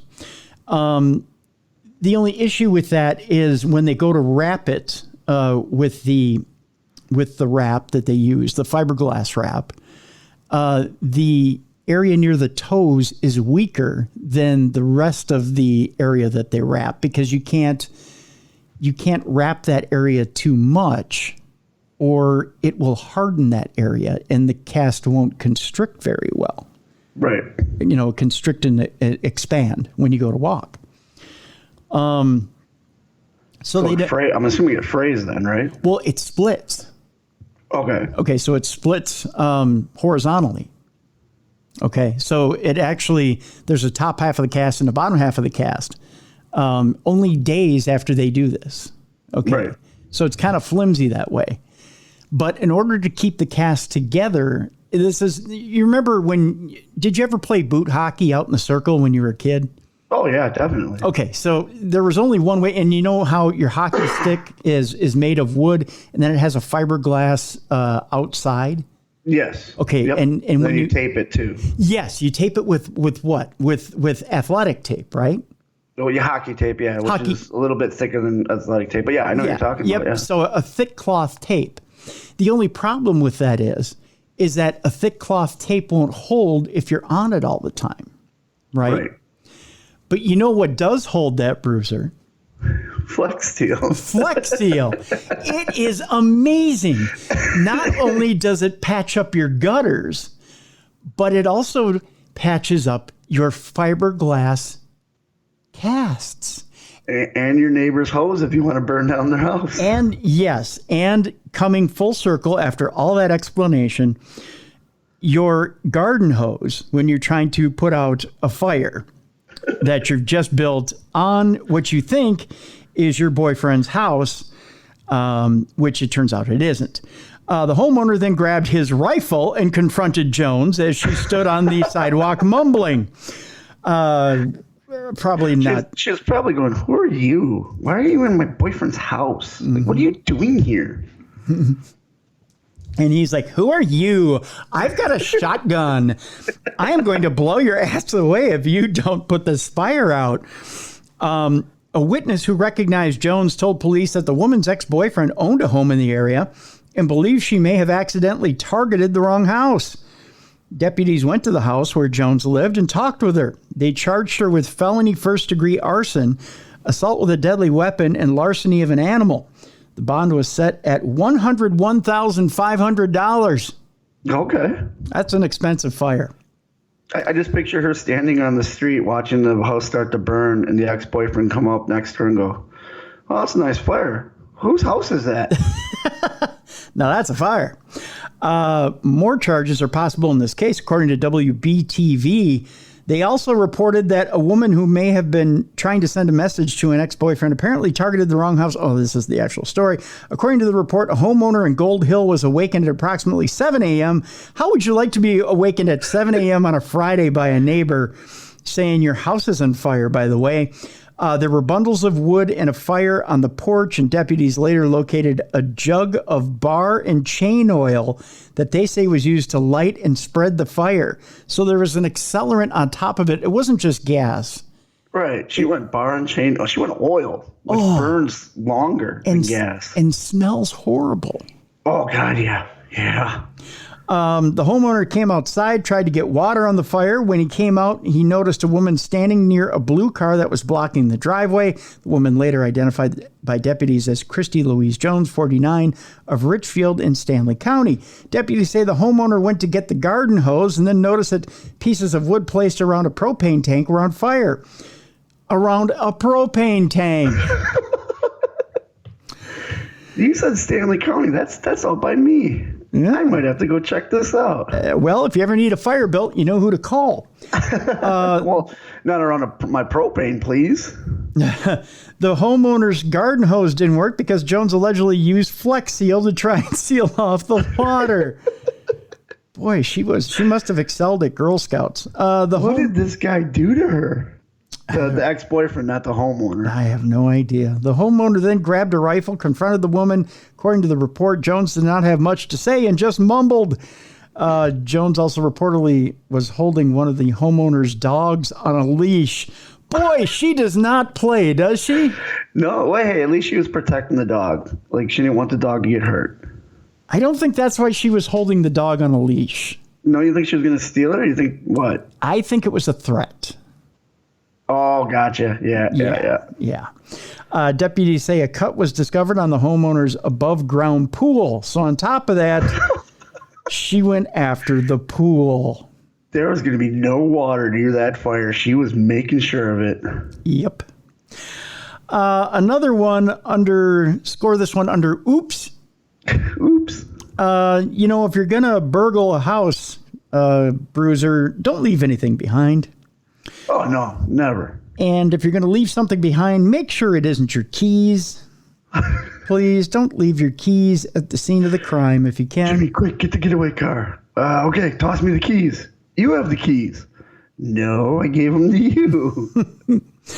Authorities in California are trying to identify and locate a burglary suspect who broke into the office of a donut business in the San Francisco Bay Area. Good target. We're off to a good start. The San Rafael office said the suspect stole several items, including a bank bag containing petty cash from Johnny Donuts' office. He sounds like a really bad mafia name. Yeah, he does. It sounds like he's a hitman. Johnny Donuts. The thief also took the keys to one of the company's delivery vehicles, but did not steal the truck. Police said that the suspect returned to the crime scene later after he realized he'd left his keys behind. See, I think he grabbed the truck keys thinking they were his keys, got in his car, put the keys in the ignition, and went, what the hell? What the hell's my car not start? Oh, come on. Wait, he went back and asked for his key. Like, hey, I was just robbing your place. I left some keys behind. Yeah, if you don't mind, could we just do a quick little switch here? Switch. Lieutenant Dan Fink said that investigators are trying to determine why the business was targeted and would not say if they believe the suspect is an employee of Johnny Donuts. My guess is yes. Yeah, I'm going with that. Yeah, it was an unfortunate incident, but we're glad no donuts or team members were harmed, Craig Blum, founder of Johnny Donuts, went on to say. Well, we're glad. Way to promote your business, buddy. We're glad no people or donuts, which you can get here at Johnny Donuts, didn't get hurt. But guess what? If the donuts were marked up, they're marked down. Sometimes even the thought of a donut makes you do crazy things, Blum went on to say.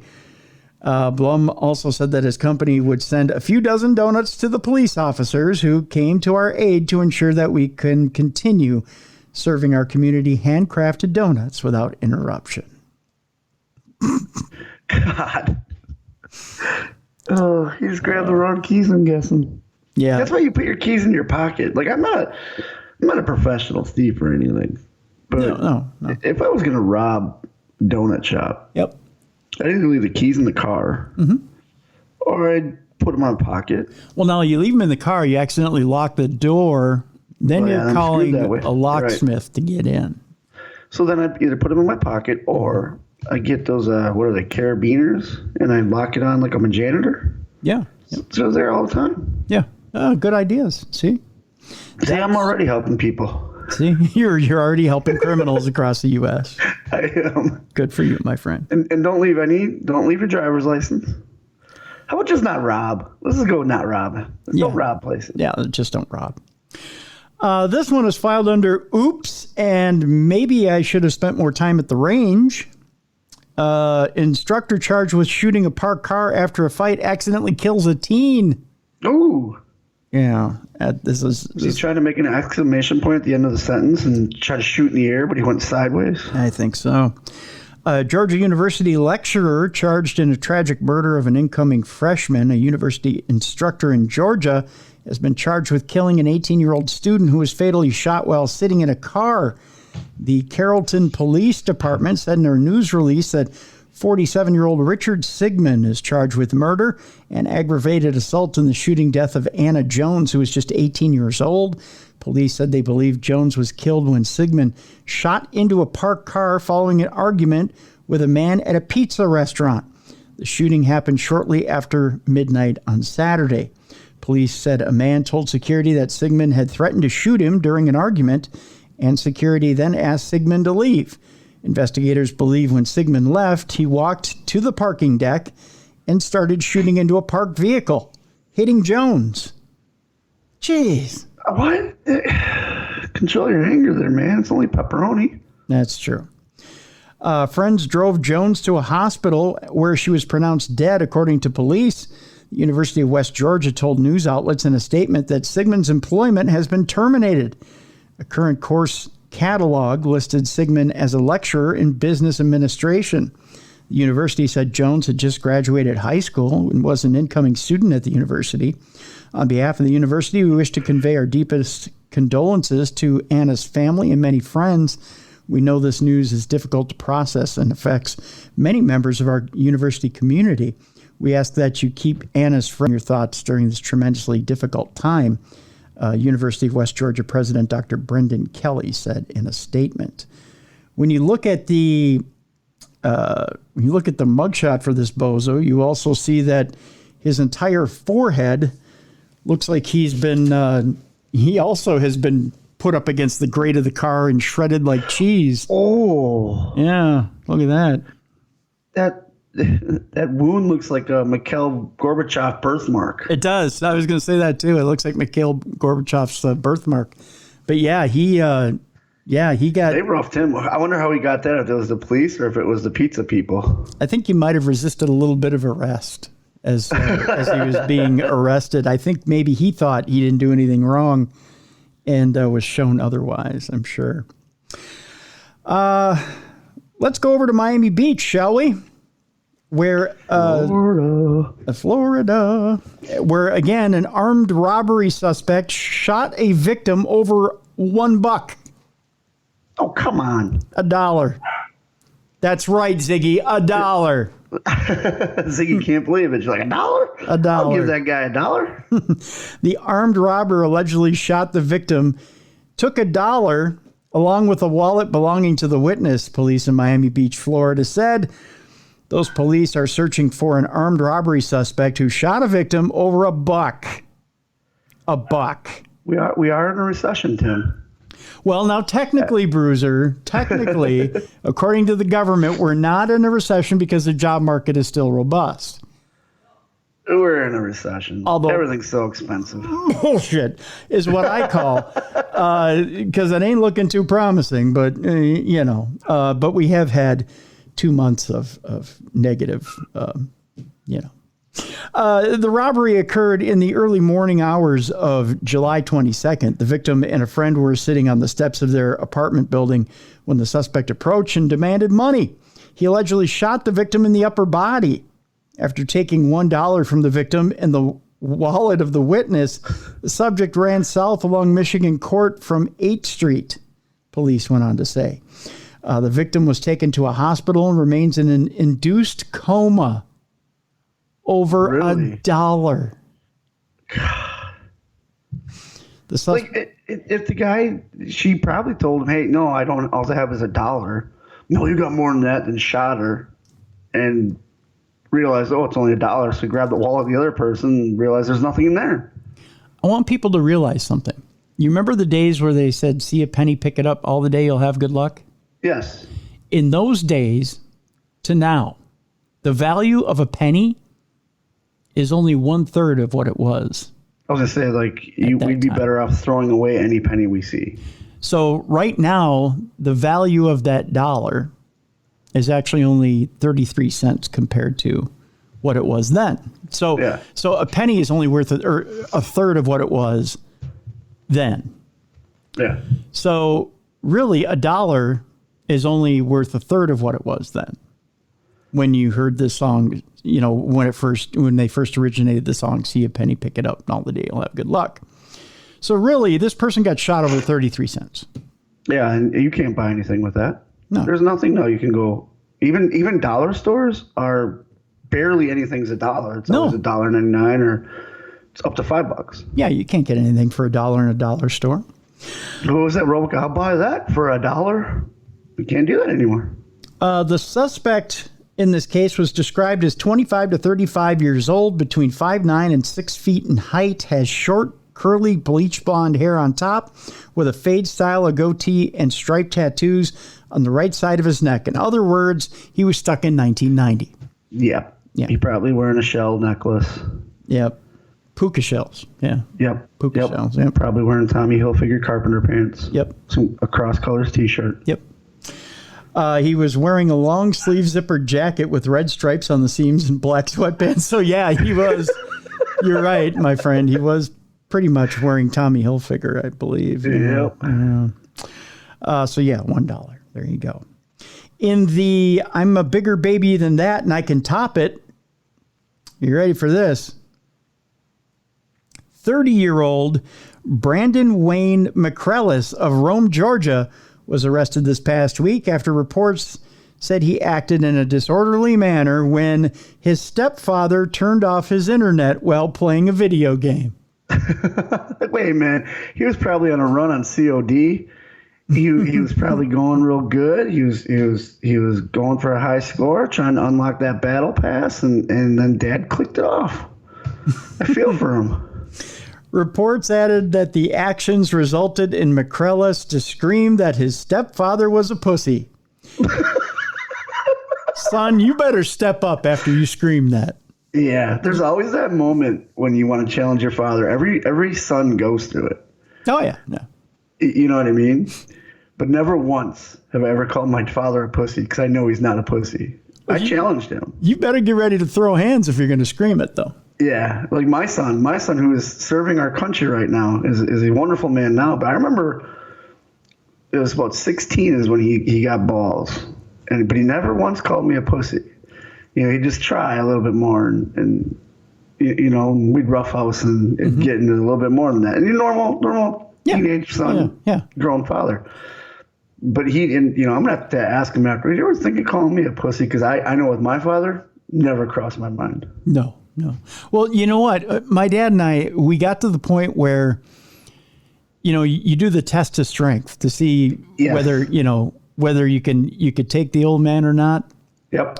I put my old man on my shoulders, did a fireman's carry, and then I spun him. I did the airplane spin. Okay. And he's like, put me down, put me down, put me down.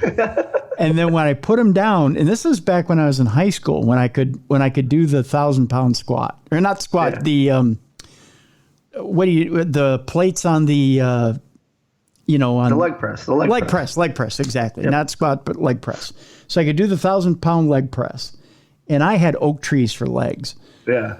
And at that point, he went, "Yeah, okay, we're not going there. You know, I'm good. You know, I don't think that this is the time to try and test you." My dad's was. Because I grew up in a football family and I played football. So we always had pads at home. And my thing was I wanted to take my girlfriend at the time. I wanted the car to take my girlfriend at the time someplace, and he wouldn't let me. So he made a bet that if I could knock him on his ass while he's holding the football shield, I could have it. And my whole life, never been able to knock him on his ass. I mustered everything up I could, Tim, and I hit him, and he teetered. Teetered. And then he came back, and I said, "Give me another chance." He says, "Son, that's the thing about life. You very rarely get second chances." Oh, hell no! If you made him teeter, I think that's probably good enough. I did too, but he taught me a good lesson, And then as I got older, I never really tried to challenge him again, because I almost had him. I mean, I could probably take him now because he's so old and going through all the health problems, but still. So I did the same thing with my son. My son was an amateur wrestler, and I said, "If you can do a double leg takedown and take me down, you can do this." Yeah. Still, you have to take me down. It almost seems unfair, but yet it's funny. Yeah, I know. Well, it turns out in this story that McCrellis screamed the old P word to the stepfather. Police went on to say that McCrellis went outside the home and began to flip the breaker box to the home, causing disruption to his grandfather and his mother, who had recently had heart surgery. Oh. Yeah. You know what? You're going to turn off the internet? Well, I'm going to turn off everyone's life support system. Right. So it turns out it wasn't the stepdad who was a pussy. It turns out he was. Yeah. He's going to kill the whole family. Yeah. You take away what I love, I'll take away what you love. Yeah. Grandpa and Mom. That's right. The victim reported that McCrellis is, it just says reported that, and then the sentence ends. McCrellis is charged with disorderly conduct in the whole deal. And yeah, they put him in a jail cell to see if he has a prison pussy, I guess is the the lesson. So right now, basically, he's someone's bitch, is what you're saying. Yes, he's someone's bitch. Exactly. Yeah, because he can't have internet in prison. No, so we'll see how well he gets along with others. Yeah. Yeah. We'll see if when they Call them a pussy, you little bitch. That's right. So when the guards turn off his internet, we'll see how he reacts at that point. Yeah. Because those guards, they don't care. No. The prisoners don't care. No, not at all. Not in the slightest. Speaking of prisoners who have had enough, we go to, surprise, Florida. All right, Florida man. Yep. Where a 23-year-old Florida inmate was bored, so she punched a jail deputy in the face. I don't know. When you get bored, you just don't randomly punch people.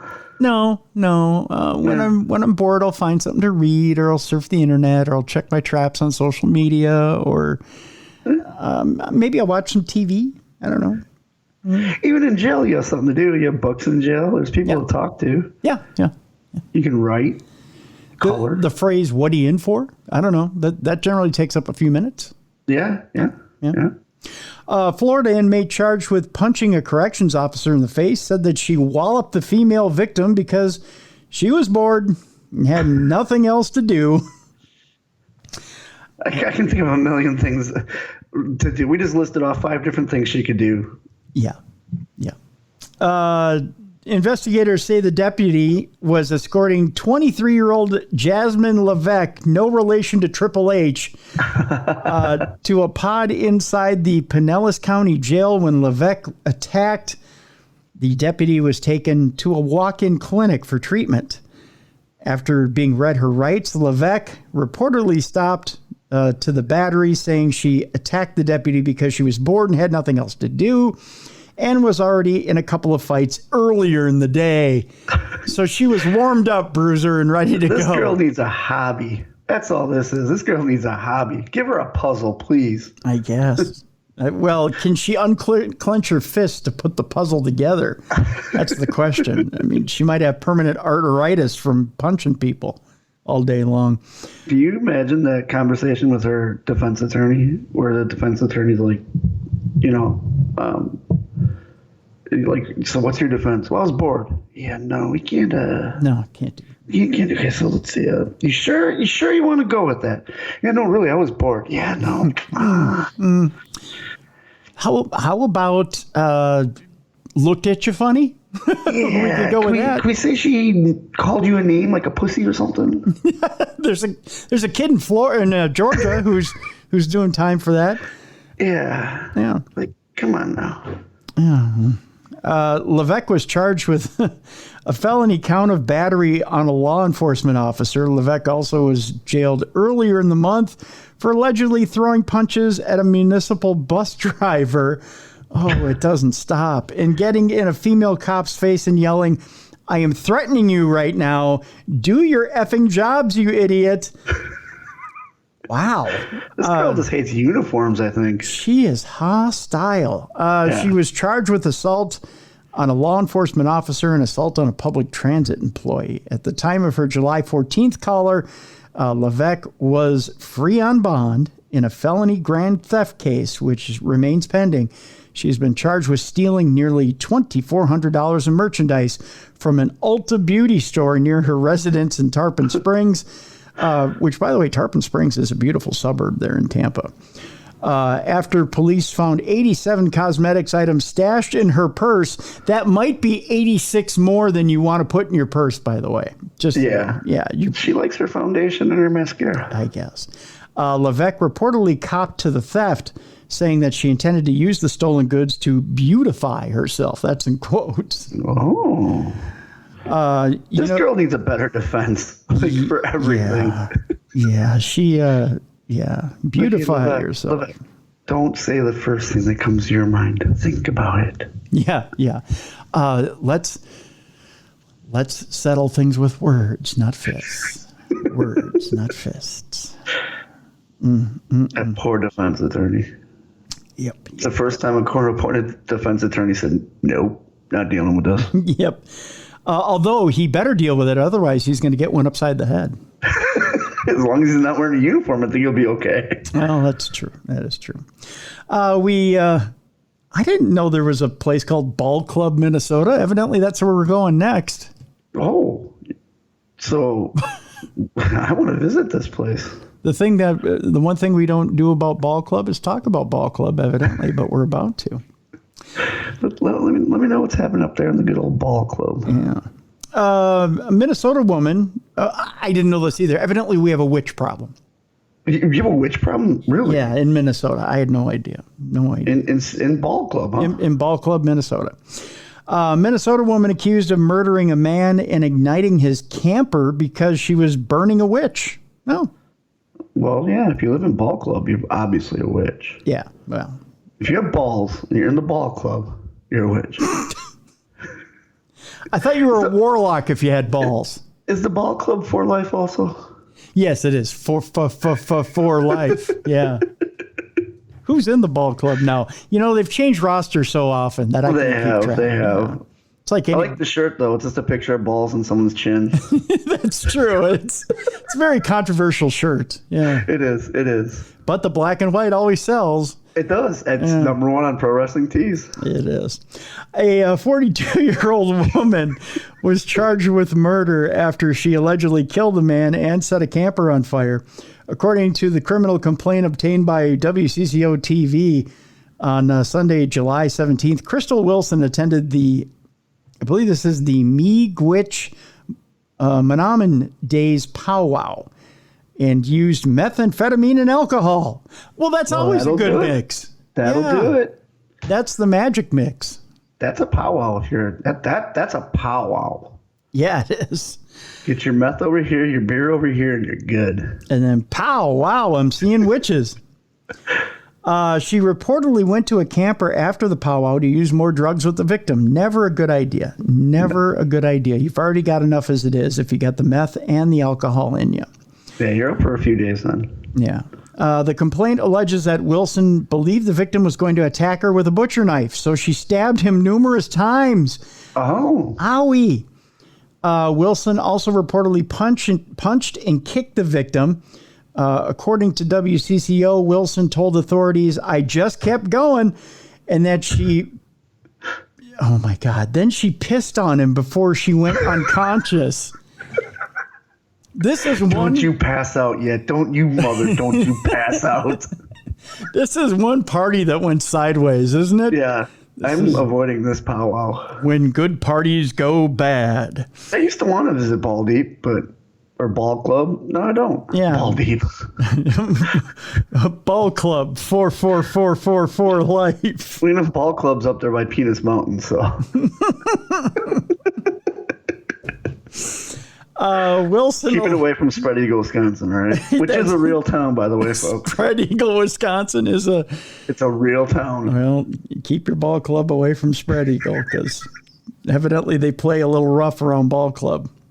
Yeah, they do a lot of meth, a lot of alcohol, and after you murder somebody, you piss on them. Yes. Wilson allegedly woke up and poked the victim's wounds and thought they felt cold. So she lit the camper on fire, thinking she was burning a witch. Well, because he's cold because he's dead, not because he's a witch. Yeah. At least she lit the fire to get rid of him, not to warm him back up. I agree with Ziggy. Whatever Ziggy was saying in the background there, yeah. Well, Ziggy's thinking of a different ball club. I think so. Yeah. We don't lick those balls, buddy. She doesn't have any. She's a girl. Well, that's true. On Monday, July 18th, first responders and a Deer River police officer responded to the scene where they saw the camper engulfed in flames. Authorities reportedly found the victim's body lying west of the camper with severe burns on his arms, along with puncture wounds. Upon further search for the area, investigators did not find the butcher knife Wilson described. Authorities did, however, reportedly retrieve a pair of needle-nose pliers. This story gets weirder and weirder as we continue reading. Did he get out of the camper? They didn't find him in the camper, huh? I guess not. Wilson allegedly suffered bruising on her body, although she did not know if the injuries were from before or after the accident. On July 20th, Wilson was arrested and booked into Itasca County Jail for second-degree murder. Oh, she did murder the body, yeah. And first-degree arson. Her bail was set at $1 million without conditions and $500,000 with conditions. She got 6 of one, half dozen of the other. Wilson is scheduled to appear in court on August 3rd. And yes, Ball Club will get you 4444 life. So will the meth club, so will the alcohol club, so will the pissing on a dead body club. Yeah, evidently. So you know how when you go to the store, Bruiser, whether it be you go to Walmart or you go to the grocery store, you know how they lock up the razors? Oh, yeah. Yeah. That always baffled me why. Well, because they're easy to steal. Okay. Yeah. I just don't see the market in that because I don't think like that. I can afford a razor. Well, some people can't. I mean, those little refills of those razors, they're like, like 20, 30, $40, especially the Gillettes, the good ones. Yeah. Yeah, like an 8-pack of Gillettes is like $40. Just grow a beard. That's what I do. Some people don't grow good beards. That's true. So you gotta, that is true. I knew a guy that we called Shitty Mustache Guy because he had a horrible mustache. There you go. See? So Shitty Mustache Guy needs refills. Yeah, I guess so. Some people just eat shitty food. And wait, what? Some people need to have the shitty food locked up so they can't get to it. Oh, okay. Maybe you got like a shitty spam eating guy. Okay. Do you have one of those friends? A shitty spam eating guy? No. No? Well, if I know Jeff Cobb who eats spam because he's from the islands. Well, he's going to be disappointed. They're locking spam up? Yes, in New York City. Oh, come on. They are. Spam is going on lockdown due to inflation in New York City. Well, is there a high demand for spam in New York City where everyone's stealing it? People are stealing it, yeah. Why would you steal spam? Because it's easy to put it down your pants and walk out the door. That's why. Okay. That's not spam in my pants. I'm just happy to see you. When I first started in the underwater needlepoint, I bought a can of spam my first day of training. Yep. And I kept that for years, saying that I will never be so poor that I have to open this can up and eat it. I will make enough money to at least feed myself something. So it was a can of spam and a bag of ramen. And everywhere I moved for 15 years, I had that. Really? It was just to motivate me. And I like spam. I think spam's great. But like, you think of, you only eat spam. Yeah. Yeah. So spam, I had that for years. And then an ex-girlfriend of mine ate it and I was mad. Ew. Yeah. Let me ask you this question real quick. You're in a conundrum here. All you got left in the cupboard is a can of tuna and a can of spam. I'm eating the can of tuna. Really? Can of tuna first over the can of spam? Oh, I love canned tuna. Okay. Just curious, because some people, that's a conundrum for some people. So why is that not being locked up? That's smaller cans than the spam. Because not everybody eats tuna. And you could like put that in your back pocket. It looks like a pocket. It looks like chew. Where if you put a spam in your pants, it just looks like you have a huge bulge. That's right. Well, females don't want a huge bulge down there. Well, maybe in New York they do. That's true. New York is weird. It's the nation's crises in a can. Inflation and crime have gotten so bad in Gotham that even cheap meat like spam has to be locked up. Plus, you can feed a lot of people on a can of spam. Yes, you can. Yeah. Yes, you can. At Duane Reade's store in the Port Authority bus depot, the shelf-stable product, only $3.99 a can, is now being stocked in plastic anti-theft cases. Really? Like if you go buy a video game, that type of case, huh? Yep. I've never seen Great. So now when I go buy my spam, I have to wait an extra 15 minutes while the cashier doesn't know how to use the magnetic lock to open it. That's right. They have to open up the lock in order to give you your spam. I've never seen that one before, one cashier laughed while using a magnet to remove a can of spam from its cage. The cashier was among the employees, tourists, and store regulars, stunned that the iconic blue and yellow cans are now being kept under lock and key, some even poking fun at the site as a sort of Jeff Koons homage per one viral tweet. 43-year-old Jenny Kenny, who gets the name of the week. Yes. Jenny Kenny, who is visiting from Louisville, Kentucky. I said Louisville. It ain't Louisville. Louisville. There was no King Louis in France. It was Louis, King Louis. Louisville. It's not Louis. It's Louisville. It's not Louisville. I've wrestled there. I've traveled. It's Louisville. You ask anybody that lives there, they'll tell you it's Louisville. You just picture your tongue gets numb halfway through. Louisville. I am French, and I'll have you know, there was no King Louis. There was never a King Louis. Louisville? It was King Louis. King Louis was who the town was named after. I'm still going to say Louisville. It's not King Louis. It's King Louis, King Louisville. It's not a Louisville Slugger, it's a Louisville Slugger. Louisville Slugger. It's not a Louisville Slugger. It is. Louisville Slugger. It's not a Louisville Slugger. What, did you have a stroke in the middle of that? It's not a Louisville Slugger. It's Louisville. It's always been Louisville. It's a Louisville. It's a Louisville Slugger. If you were to raise Joe DiMaggio from the dead, he'd look at you and say it's a Louisville Slugger. Yeah, but if you ask anybody from Louisville, they'll tell you it's Louisville. Ask Cornette. Cornette will tell you it's Louisville. He says Louisville. No, he doesn't. Yes, he listened to his podcast. He does. I do listen to his podcast. Occasionally, he'll stop slipping for the marks and he'll say Louisville. This really bugs you, doesn't it? It does. It's one of my huge pet peeves. You are heated right now. I've never seen you get so heated about this. All the world it's Louisville. It's not Lou. It's not spelled Luhhhh. Louisville. It's Louis. Louisville. It's King Louis. Louisville. I drove through Louisville when I moved. You drove through where? Louisville. I love how much this bugs you. Did somebody hit you? Did somebody hit you with a bat when you drove through and you couldn't say the name of the town? Yeah. Hit me with a Louisville Slugger. Yeah, you got hit as you drove by the museum, didn't you? Yeah. Because it's King Louis. King Louis. Louisville. Louisville. Ask RJ City. He'll tell you. I will. Ask RJ City. He's Canadian. Is he from Louisville? He's Canadian. He's French. Oh, you see, that doesn't work. You got to ask the people from Louisville, Kentucky, how they say it. You ask someone who has French heritage. They'll tell you how to say the name of the city. I'm still going with Louisville. Yeah, Louisville. Anyways, Jenny Kenny. How come it's not Louisville? St. Louis is spelled like Louis, like King Louis. Because they don't know either. So why isn't it St. Louis? It should be St. Louis. But they don't know either.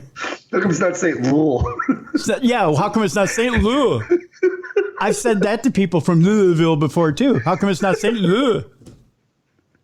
Yeah. How come it wasn't Lewis and Clark who did the expedition, huh? It's not Lewis and Clark. My pet peeve when it comes to English language is when people put an R in car wash. Let's go get the car washed. Oh, I thought you meant a car wash. I was like, what part of Boston are you from? It's Boston or no. Like when they say, let's go wash the car. You go to a car wash? It's Bruce, your cousin from Boston. It's like, when did you start drinking Sam Adams? I know, I don't like Sam Adams. It's Bruce, your cousin from Boston. Let's go get the car washed. So how come that doesn't make you mad, but I've never said Washington in all my life. Why would I start now? I say Washington. I say Louisville. I say it all correctly. I'm definitely playing this episode for my wife because she's obsessed with people that say Louisville because she says the same thing you say. Right, it's Louisville. So that's why whenever I hear somebody do your argument, I right away just it's Louisville. It's not St. Louis. It wasn't Lewis and Clark that did the expedition. It shouldn't be Louisville. I wish the listeners could see your face because every time you see it, your eyes cross and they go up in your head. Because that's the only way to make the noise. You have to act like all of a sudden you've been hit by a stroke from God. That's the only way to make that noise. It's for you to cross your eyes and have your eyes roll back in your head and go, "Ugh." That's the only way a northerner can make that noise. I'm a northerner. What are you talking about? Louisville. I'm from the same area you are. I'm just a state away. It doesn't change.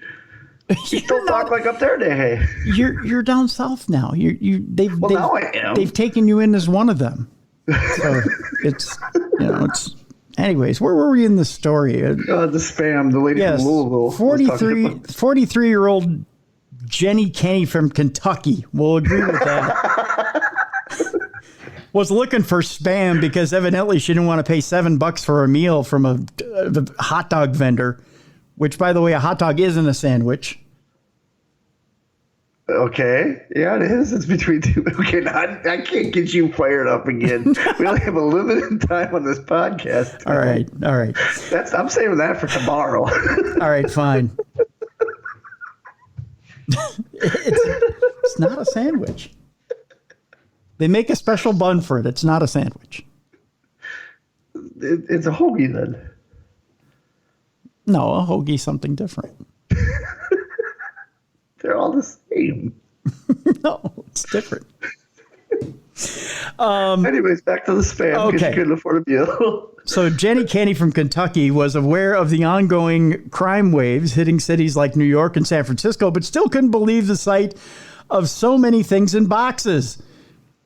Some of these things are pretty ridiculous, she went on to say. Boxes being the crime boxes, so to speak, or the lock boxes. As prices in crime skyrocket, New York City stores have taken to locking up staples like toothpaste and soap to prevent crooks from stealing and then hawking the products on the sidewalk or online marketplaces like Amazon and eBay. Who is buying spam on eBay? Is your life really that desperate that you're buying spam on eBay? Who's buying soap on eBay? Not me. I got a little bit gently used soap on eBay. Who's going to buy it?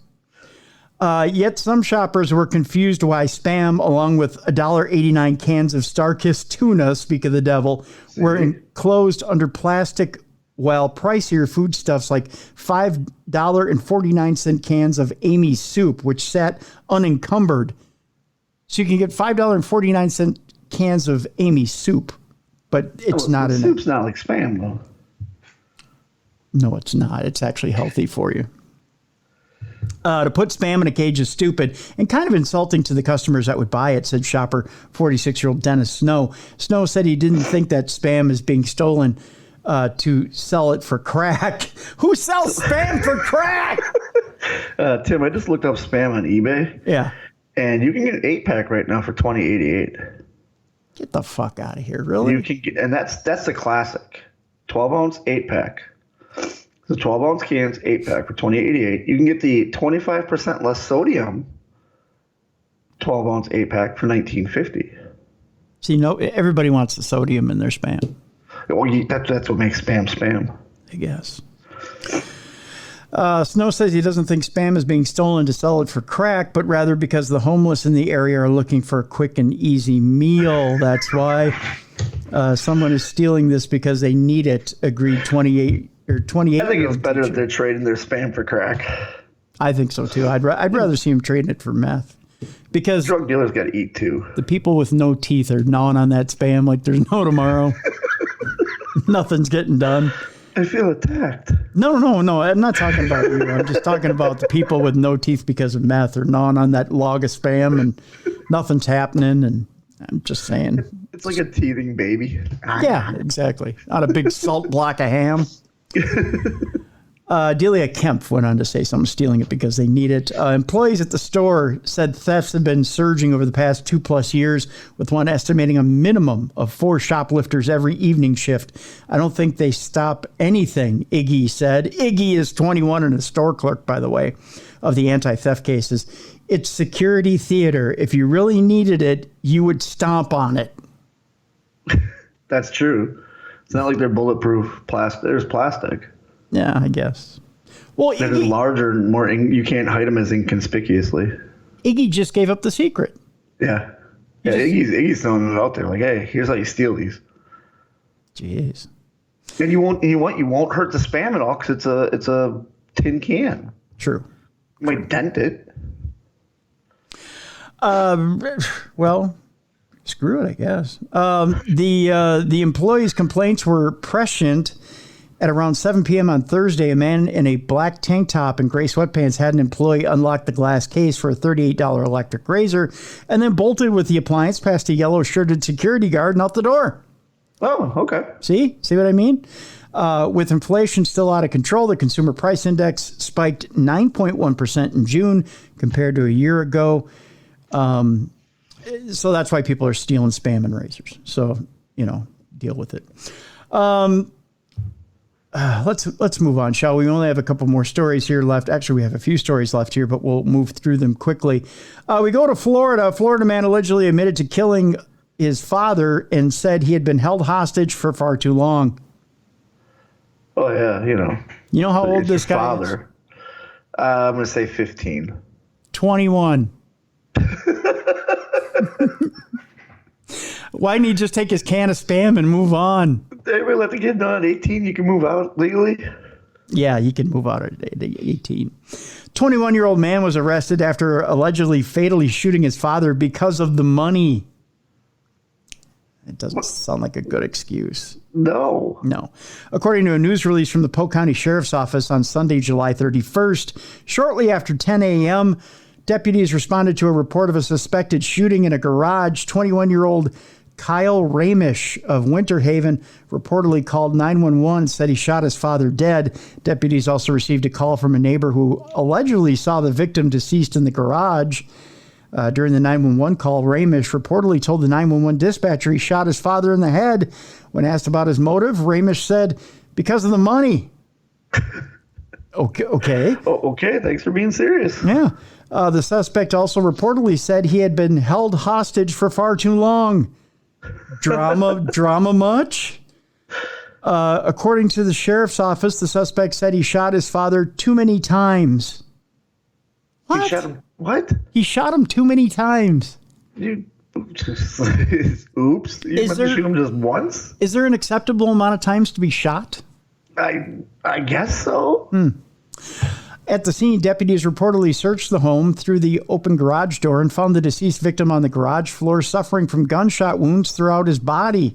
According to the sheriff's office, a Sig Sauer 9mm semi-automatic handgun was recovered from the garage. Authorities also reportedly found 14 spent shell casings on the garage floor. He wasn't lying. He'd shot him too much. Yeah. Was he trying to torture him and shot you in the knee? Like in the Punisher thing, he shoots me. Oh my God, you shot me in the knee. Yeah, tell me what you got, because you got another knee and you got 2 elbows, 2 shoulders, 2 ankles. I guess. Along with a spent shell casing in the foyer. So evidently there were 14 in the garage floor, 1 in the foyer. That's 15 total. I passed math in school. Ramish was arrested and booked into Polk County Jail for first-degree murder. He remains held without bond. Good. Stay there. He doesn't have the money anyways to bond himself out. No. His dad had all the money. That's right. He should have got the money first, I think. Yeah. Speaking of getting the money first, Miami man pleads guilty to mailing $10,000 to have his ex-girlfriend's new lover killed. You generally want to do these transactions in person. Yeah. You want to sit in the car and discuss it in a parking lot. Yeah. You don't go to Craigslist to find an assassin. No. And you definitely don't want to get a money order. That's the last thing you want to do. Wait, you don't want to send that Western Union? No. You don't want to. You don't want to wire. You don't want to mail a money order. A 43-year-old man is pleading guilty to sending $10,000 via the United States Postal Service to have his ex-girlfriend's new lover killed. Did the memo on the check say hitman? Yes. And it wasn't talking about Bret Hart. Nope. No. According to a news release from the U.S. Attorney's Office for the Southern District of Florida on Wednesday, July 27th, Ryan Hadid entered a guilty plea. It might have been a play. In September of 2021, he reportedly mailed a letter to a hitman saying, this is the letter, "I need someone eliminated. I've been told you can arrange that. $10,000 all in cash and upfront. Person located in Tampa." So there's no other information. It's just person in Tampa. Yeah. So this guy could have gone to Tampa. Yep. Murdered anybody. Yep. Sent it back, said deal's done. Yep. Give me the money. Evidence was uncovered. We are giving a little bit of credit where we thought this guy thought it through when he's mailing $10,000 to a hitman. I'd have just took the money and said, "Job's done. Goodbye." Yeah. Evidence was uncovered during a secondary customs inspection of Hadid when he came back to the United States from an international trip, according to the U.S. Attorney's Office. He was reportedly arrested and a case was filed against him in December of 2021. Hadid's former girlfriend's lover and intended victim is still alive. Oh, yeah, of course, because we don't know who he is. Well, he had a big place to hide, Tampa. So if he would have gone to, I don't know, Orlando, he would have been safe no matter what. I think he had an amusement park to hide in, maybe one or two. Hadid is scheduled to be sentenced on October 26th and is facing up to 10 years in federal prison and a $250,000 fine. He can try this all again when it's all over, being that he narrows down the scope of where he's actually trying to find the guy. And he's got $10,000 to pay, part of that $250,000 fine. So yeah, so there you go. Tulsa man allegedly is trying to rob a convenience store, and at the time he pays for his cigars and then flees on a bus. Oh. It was the botched robbery of the week. But it's easy to see that you could, Bruiser, I'm going to show you a picture here. You could probably find him. Oh my gosh. He has, that's not face paint. That's a tattoo. Yeah, those are tattoos all over his face. Yeah. He looks like a member of one of the slee stacks of the Land of the Lost. If you watch the first Suicide Squad movie. Yes. Yeah. Diablo, his face paint or face tattoo is what that looks like. He does look like Diablo. A man was taken into custody last week after he allegedly tried to rob a convenience store and then tried to flee from police on a bus. Probably not the best getaway vehicle. Did he walk up, hand the bus pass, and go, go, go, go, go, go, go? Take my transfer, take my transfer. According to the Tulsa Police Department, on July 21st at 3:48 p.m., officers received a call about a robbery by force or fear at the Quick Trip on East Admiral Place. Security officials at the Quick Trip reportedly told police that a masked man attempted to rob the store, but then became frustrated that the clerk misunderstood his demands and grabbed merchandise. I'm sorry, what? What?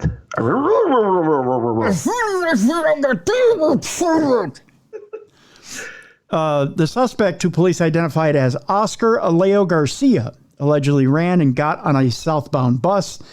Tulsa police said Garcia went into the store wearing a jacket and hat and covered his face in a bandana. Bad move. Yep. That's old school. Yeah, he's old school. It's always going to distort your voice. He allegedly put a bag on the counter and demanded small bills. What? Yeah, go Buffalo Bills. I agree. Yes. Right. You're part of the Bills Mafia, huh? Josh Allen, woo! Yeah, woo, Josh Allen. Although he got in a fight in practice this past week. Did he? Yeah, did you see that? No. Oh, go to BR I've been report. following the Debo Samuel stuff. I haven't watched any of that. Yeah, he got into it with a defensive lineman. Ooh. Yeah, Josh has He's got badass, man. He's a good quarterback. Josh is part of ball club, evidently. He went at it with a defensive lineman. Get him a shirt. His own defensive lineman. We got to get him a shirt. Yep. Josh Allen is ball club. 44444 life. He allegedly put a bag on the counter and demanded small bills from the cashier, which sounded like Buffalo Bills. The clerk reportedly asked Garcia to repeat what he said, and Garcia allegedly repeatedly repeated, the clerk reportedly thought Garcia said something about cigarettes. So he asked if Garcia wanted Marlboro Reds. Garcia then said he'd take Marlboro 100s. What? The Marlboro bills. Marlboro's? Police said Garcia became frustrated in his inability to pull off the robbery and aborted the attempt. Smart decision. Yeah. Before he left, he reportedly filled the bag with energy pills from the area around the cash register because you never know when you're going to need extra energy to get the fuck out of there. Yeah. He then allegedly paid for Black and Mild cigars and ran. So wait, he stole the energy pills, but he's like, wait a second, hold on. Black and Milds, hold on, I got my wallet here somewhere. I will pay for those. These here, look over me. On the house. Those there, I'm paying for those. Yeah. Police reportedly followed the bus he got on. Then he surrendered to officers at a bus stop. Well, that's nice. He waited for the bus to stop to surrender. Good. Garcia reportedly visited the Quick Trip earlier that day, too, but he was recognized because of his distinct appearance, which was tattoos all over his head and face. Yeah, if you're tatted head to toe, do not get into a life of crime. No. Garcia was booked on charges of strong arm robbery, which I thought was only a rap term, wearing a mask in commission of a felony, and a gang-related offense. His bond, by the way, $25,000. Well, the defense attorneys go, well, he paid for the Black and Milds. Yep. By the way, I didn't know this was a crime. I do this on the weekends sometimes. You rob convenience stores? No. This next story. Okay. We go to Florida, where a 39-year-old man is facing a DUI count after he was driving around Walmart on a scooter while drunk. Yes, no, I did know that. If it's motorized, you can't drive it drunk. You cannot ride a bicycle while it's drunk, and you cannot ride a horse while you're drunk. Why? The horse has a mind of his own. No idea, but it's a law. Look it up. Huh. All right. Florida man is behind bars on DUI charges for allegedly drunk driving a motorized scooter inside a Walmart where he nearly struck shoppers and crashed into shelves and merchandise. I gotta pick up some coffee. Excuse me. Where's your beer? Where's beer? Okay. Excuse me. He crashed into shelves and merchandise displays. You know, they do have those newer, some of the Walmarts have the newer buggies now. I call them buggies. It's the Amish in me. The newer scooters. They have the new 4-wheel scooters. Okay. But they have terrible batteries in them. Oh, of course. So you can barely take them around for like 45 minutes before they run out of juice. Yeah. But you can hit a few kids while you're in there. So, I mean... blood streaks behind you.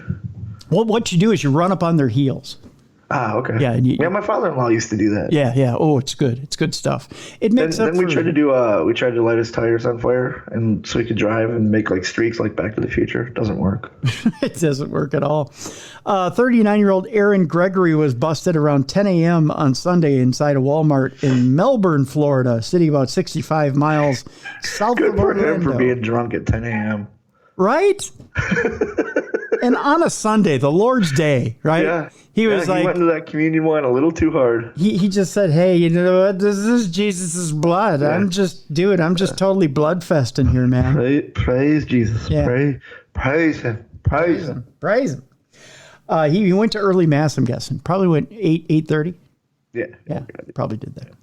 Officers were summoned to the store reference to an intoxicated male on a motorized scooter, according to an arrest affidavit. A Walmart security official told cops that Gregory was haphazardly driving a Walmart scooter down the aisles, running into shelves and displays, and creating a danger for other patrons by almost striking them with the scooter. Gregory reportedly was so intoxicated that he was barely able to stand on his own and had to be transported from the store on a stretcher. Now that's hardcore right there. That is. That's going real hard. Yeah.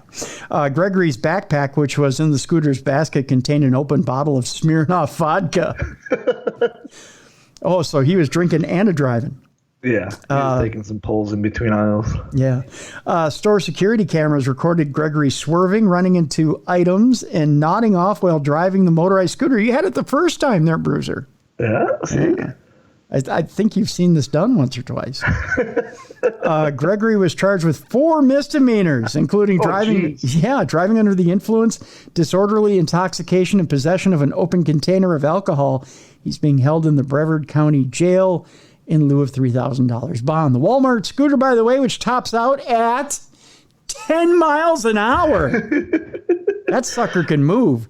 That means they're going to suspend his Walmart scooter license. That's right. Is considered a motor vehicle according to Florida criminal statutes. This guy looks like this guy looks like Kenny Rogers and Ryan Reynolds got together and had a baby. He does. He does. It's kind of funny.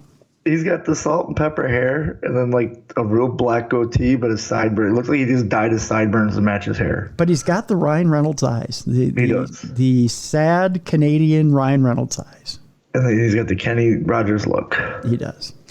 Last 2 stories we have here are the kind of, first of all, put the kids to bed right now. If you're listening at night, if you're listening in the middle of the afternoon, put them down for a nap. These are the stories that will not only give the kids nightmares, but they're also the stories that you want to put earmuffs on the children. These are the stories, by the way, that will not only entice and titillate you, but they are the stories that are absolute nightmare fuel. Okay. All right. One is funny. We'll save it for the end. The other one is one that makes you never want to buy a teddy bear again. We're going to start with that one. All right. Is it like Paddington Bear playing Metallica or something? No, it's worse than that. We stay in Florida, where a Florida woman armed with a pitchfork and a whip is accused of trying to sell teddy bears behind Publix. Oh, wait. You gotta read. It's a hard market to break into, Tim. The teddy bear market is hard, and it's a battle out there. Like these vendors just go at it. So I understand the pitchfork and the whip. You know, you gotta keep those other teddy bear vendors away from you. I don't know whether to stay hard during this story here or to run in fear. A 56-year-old woman who has an interesting psychological profile was arrested after allegedly waving a pitchfork and black whip behind a grocery store. You know, some guys pay extra for that, Bruiser. They do. I'm just saying. According to an arrest affidavit obtained by WKMG-TV, Lisa Stone was attempting to sell teddy bears behind a Publix store. The store manager reportedly told Florida Highway Patrol troopers that Stone used a pitchfork to stab a minivan. Oh, God, love Told her. you, this teddy bear market is hard, man. She's the kind of crazy you want to bring home to mama. Somebody better marry that woman. Yeah. Marry that girl. Marry that girl right there.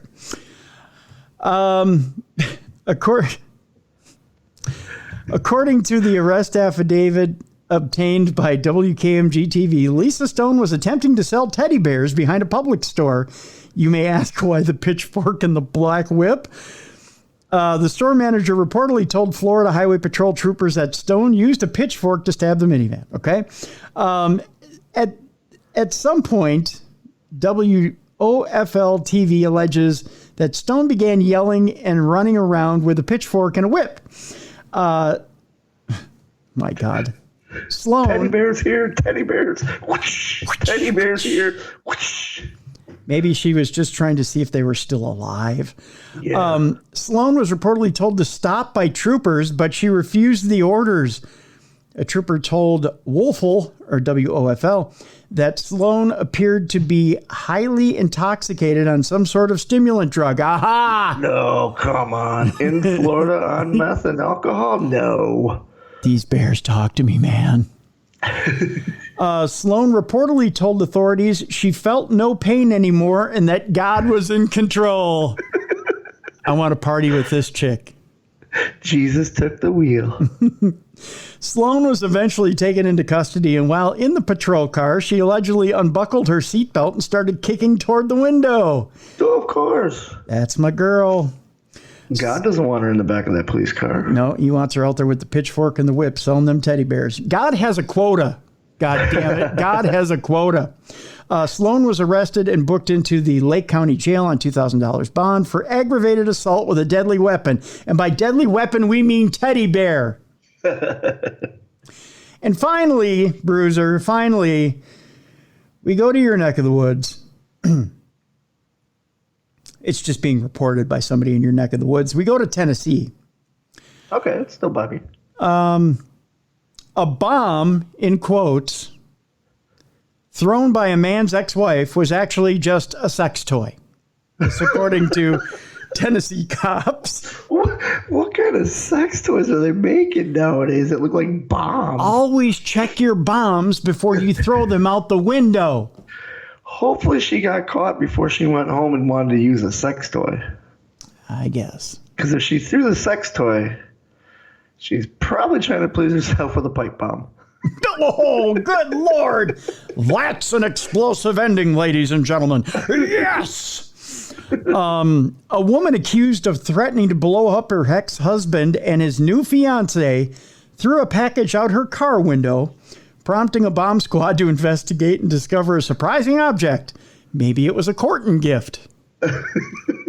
According to Tennessee court documents, officers responded to a towing business in Nashville at around 7:20 p.m. on July 25th, according to an affidavit filed with a court in Davidson County. A man told police that his ex-wife had been harassing and stalking him and his new fiance.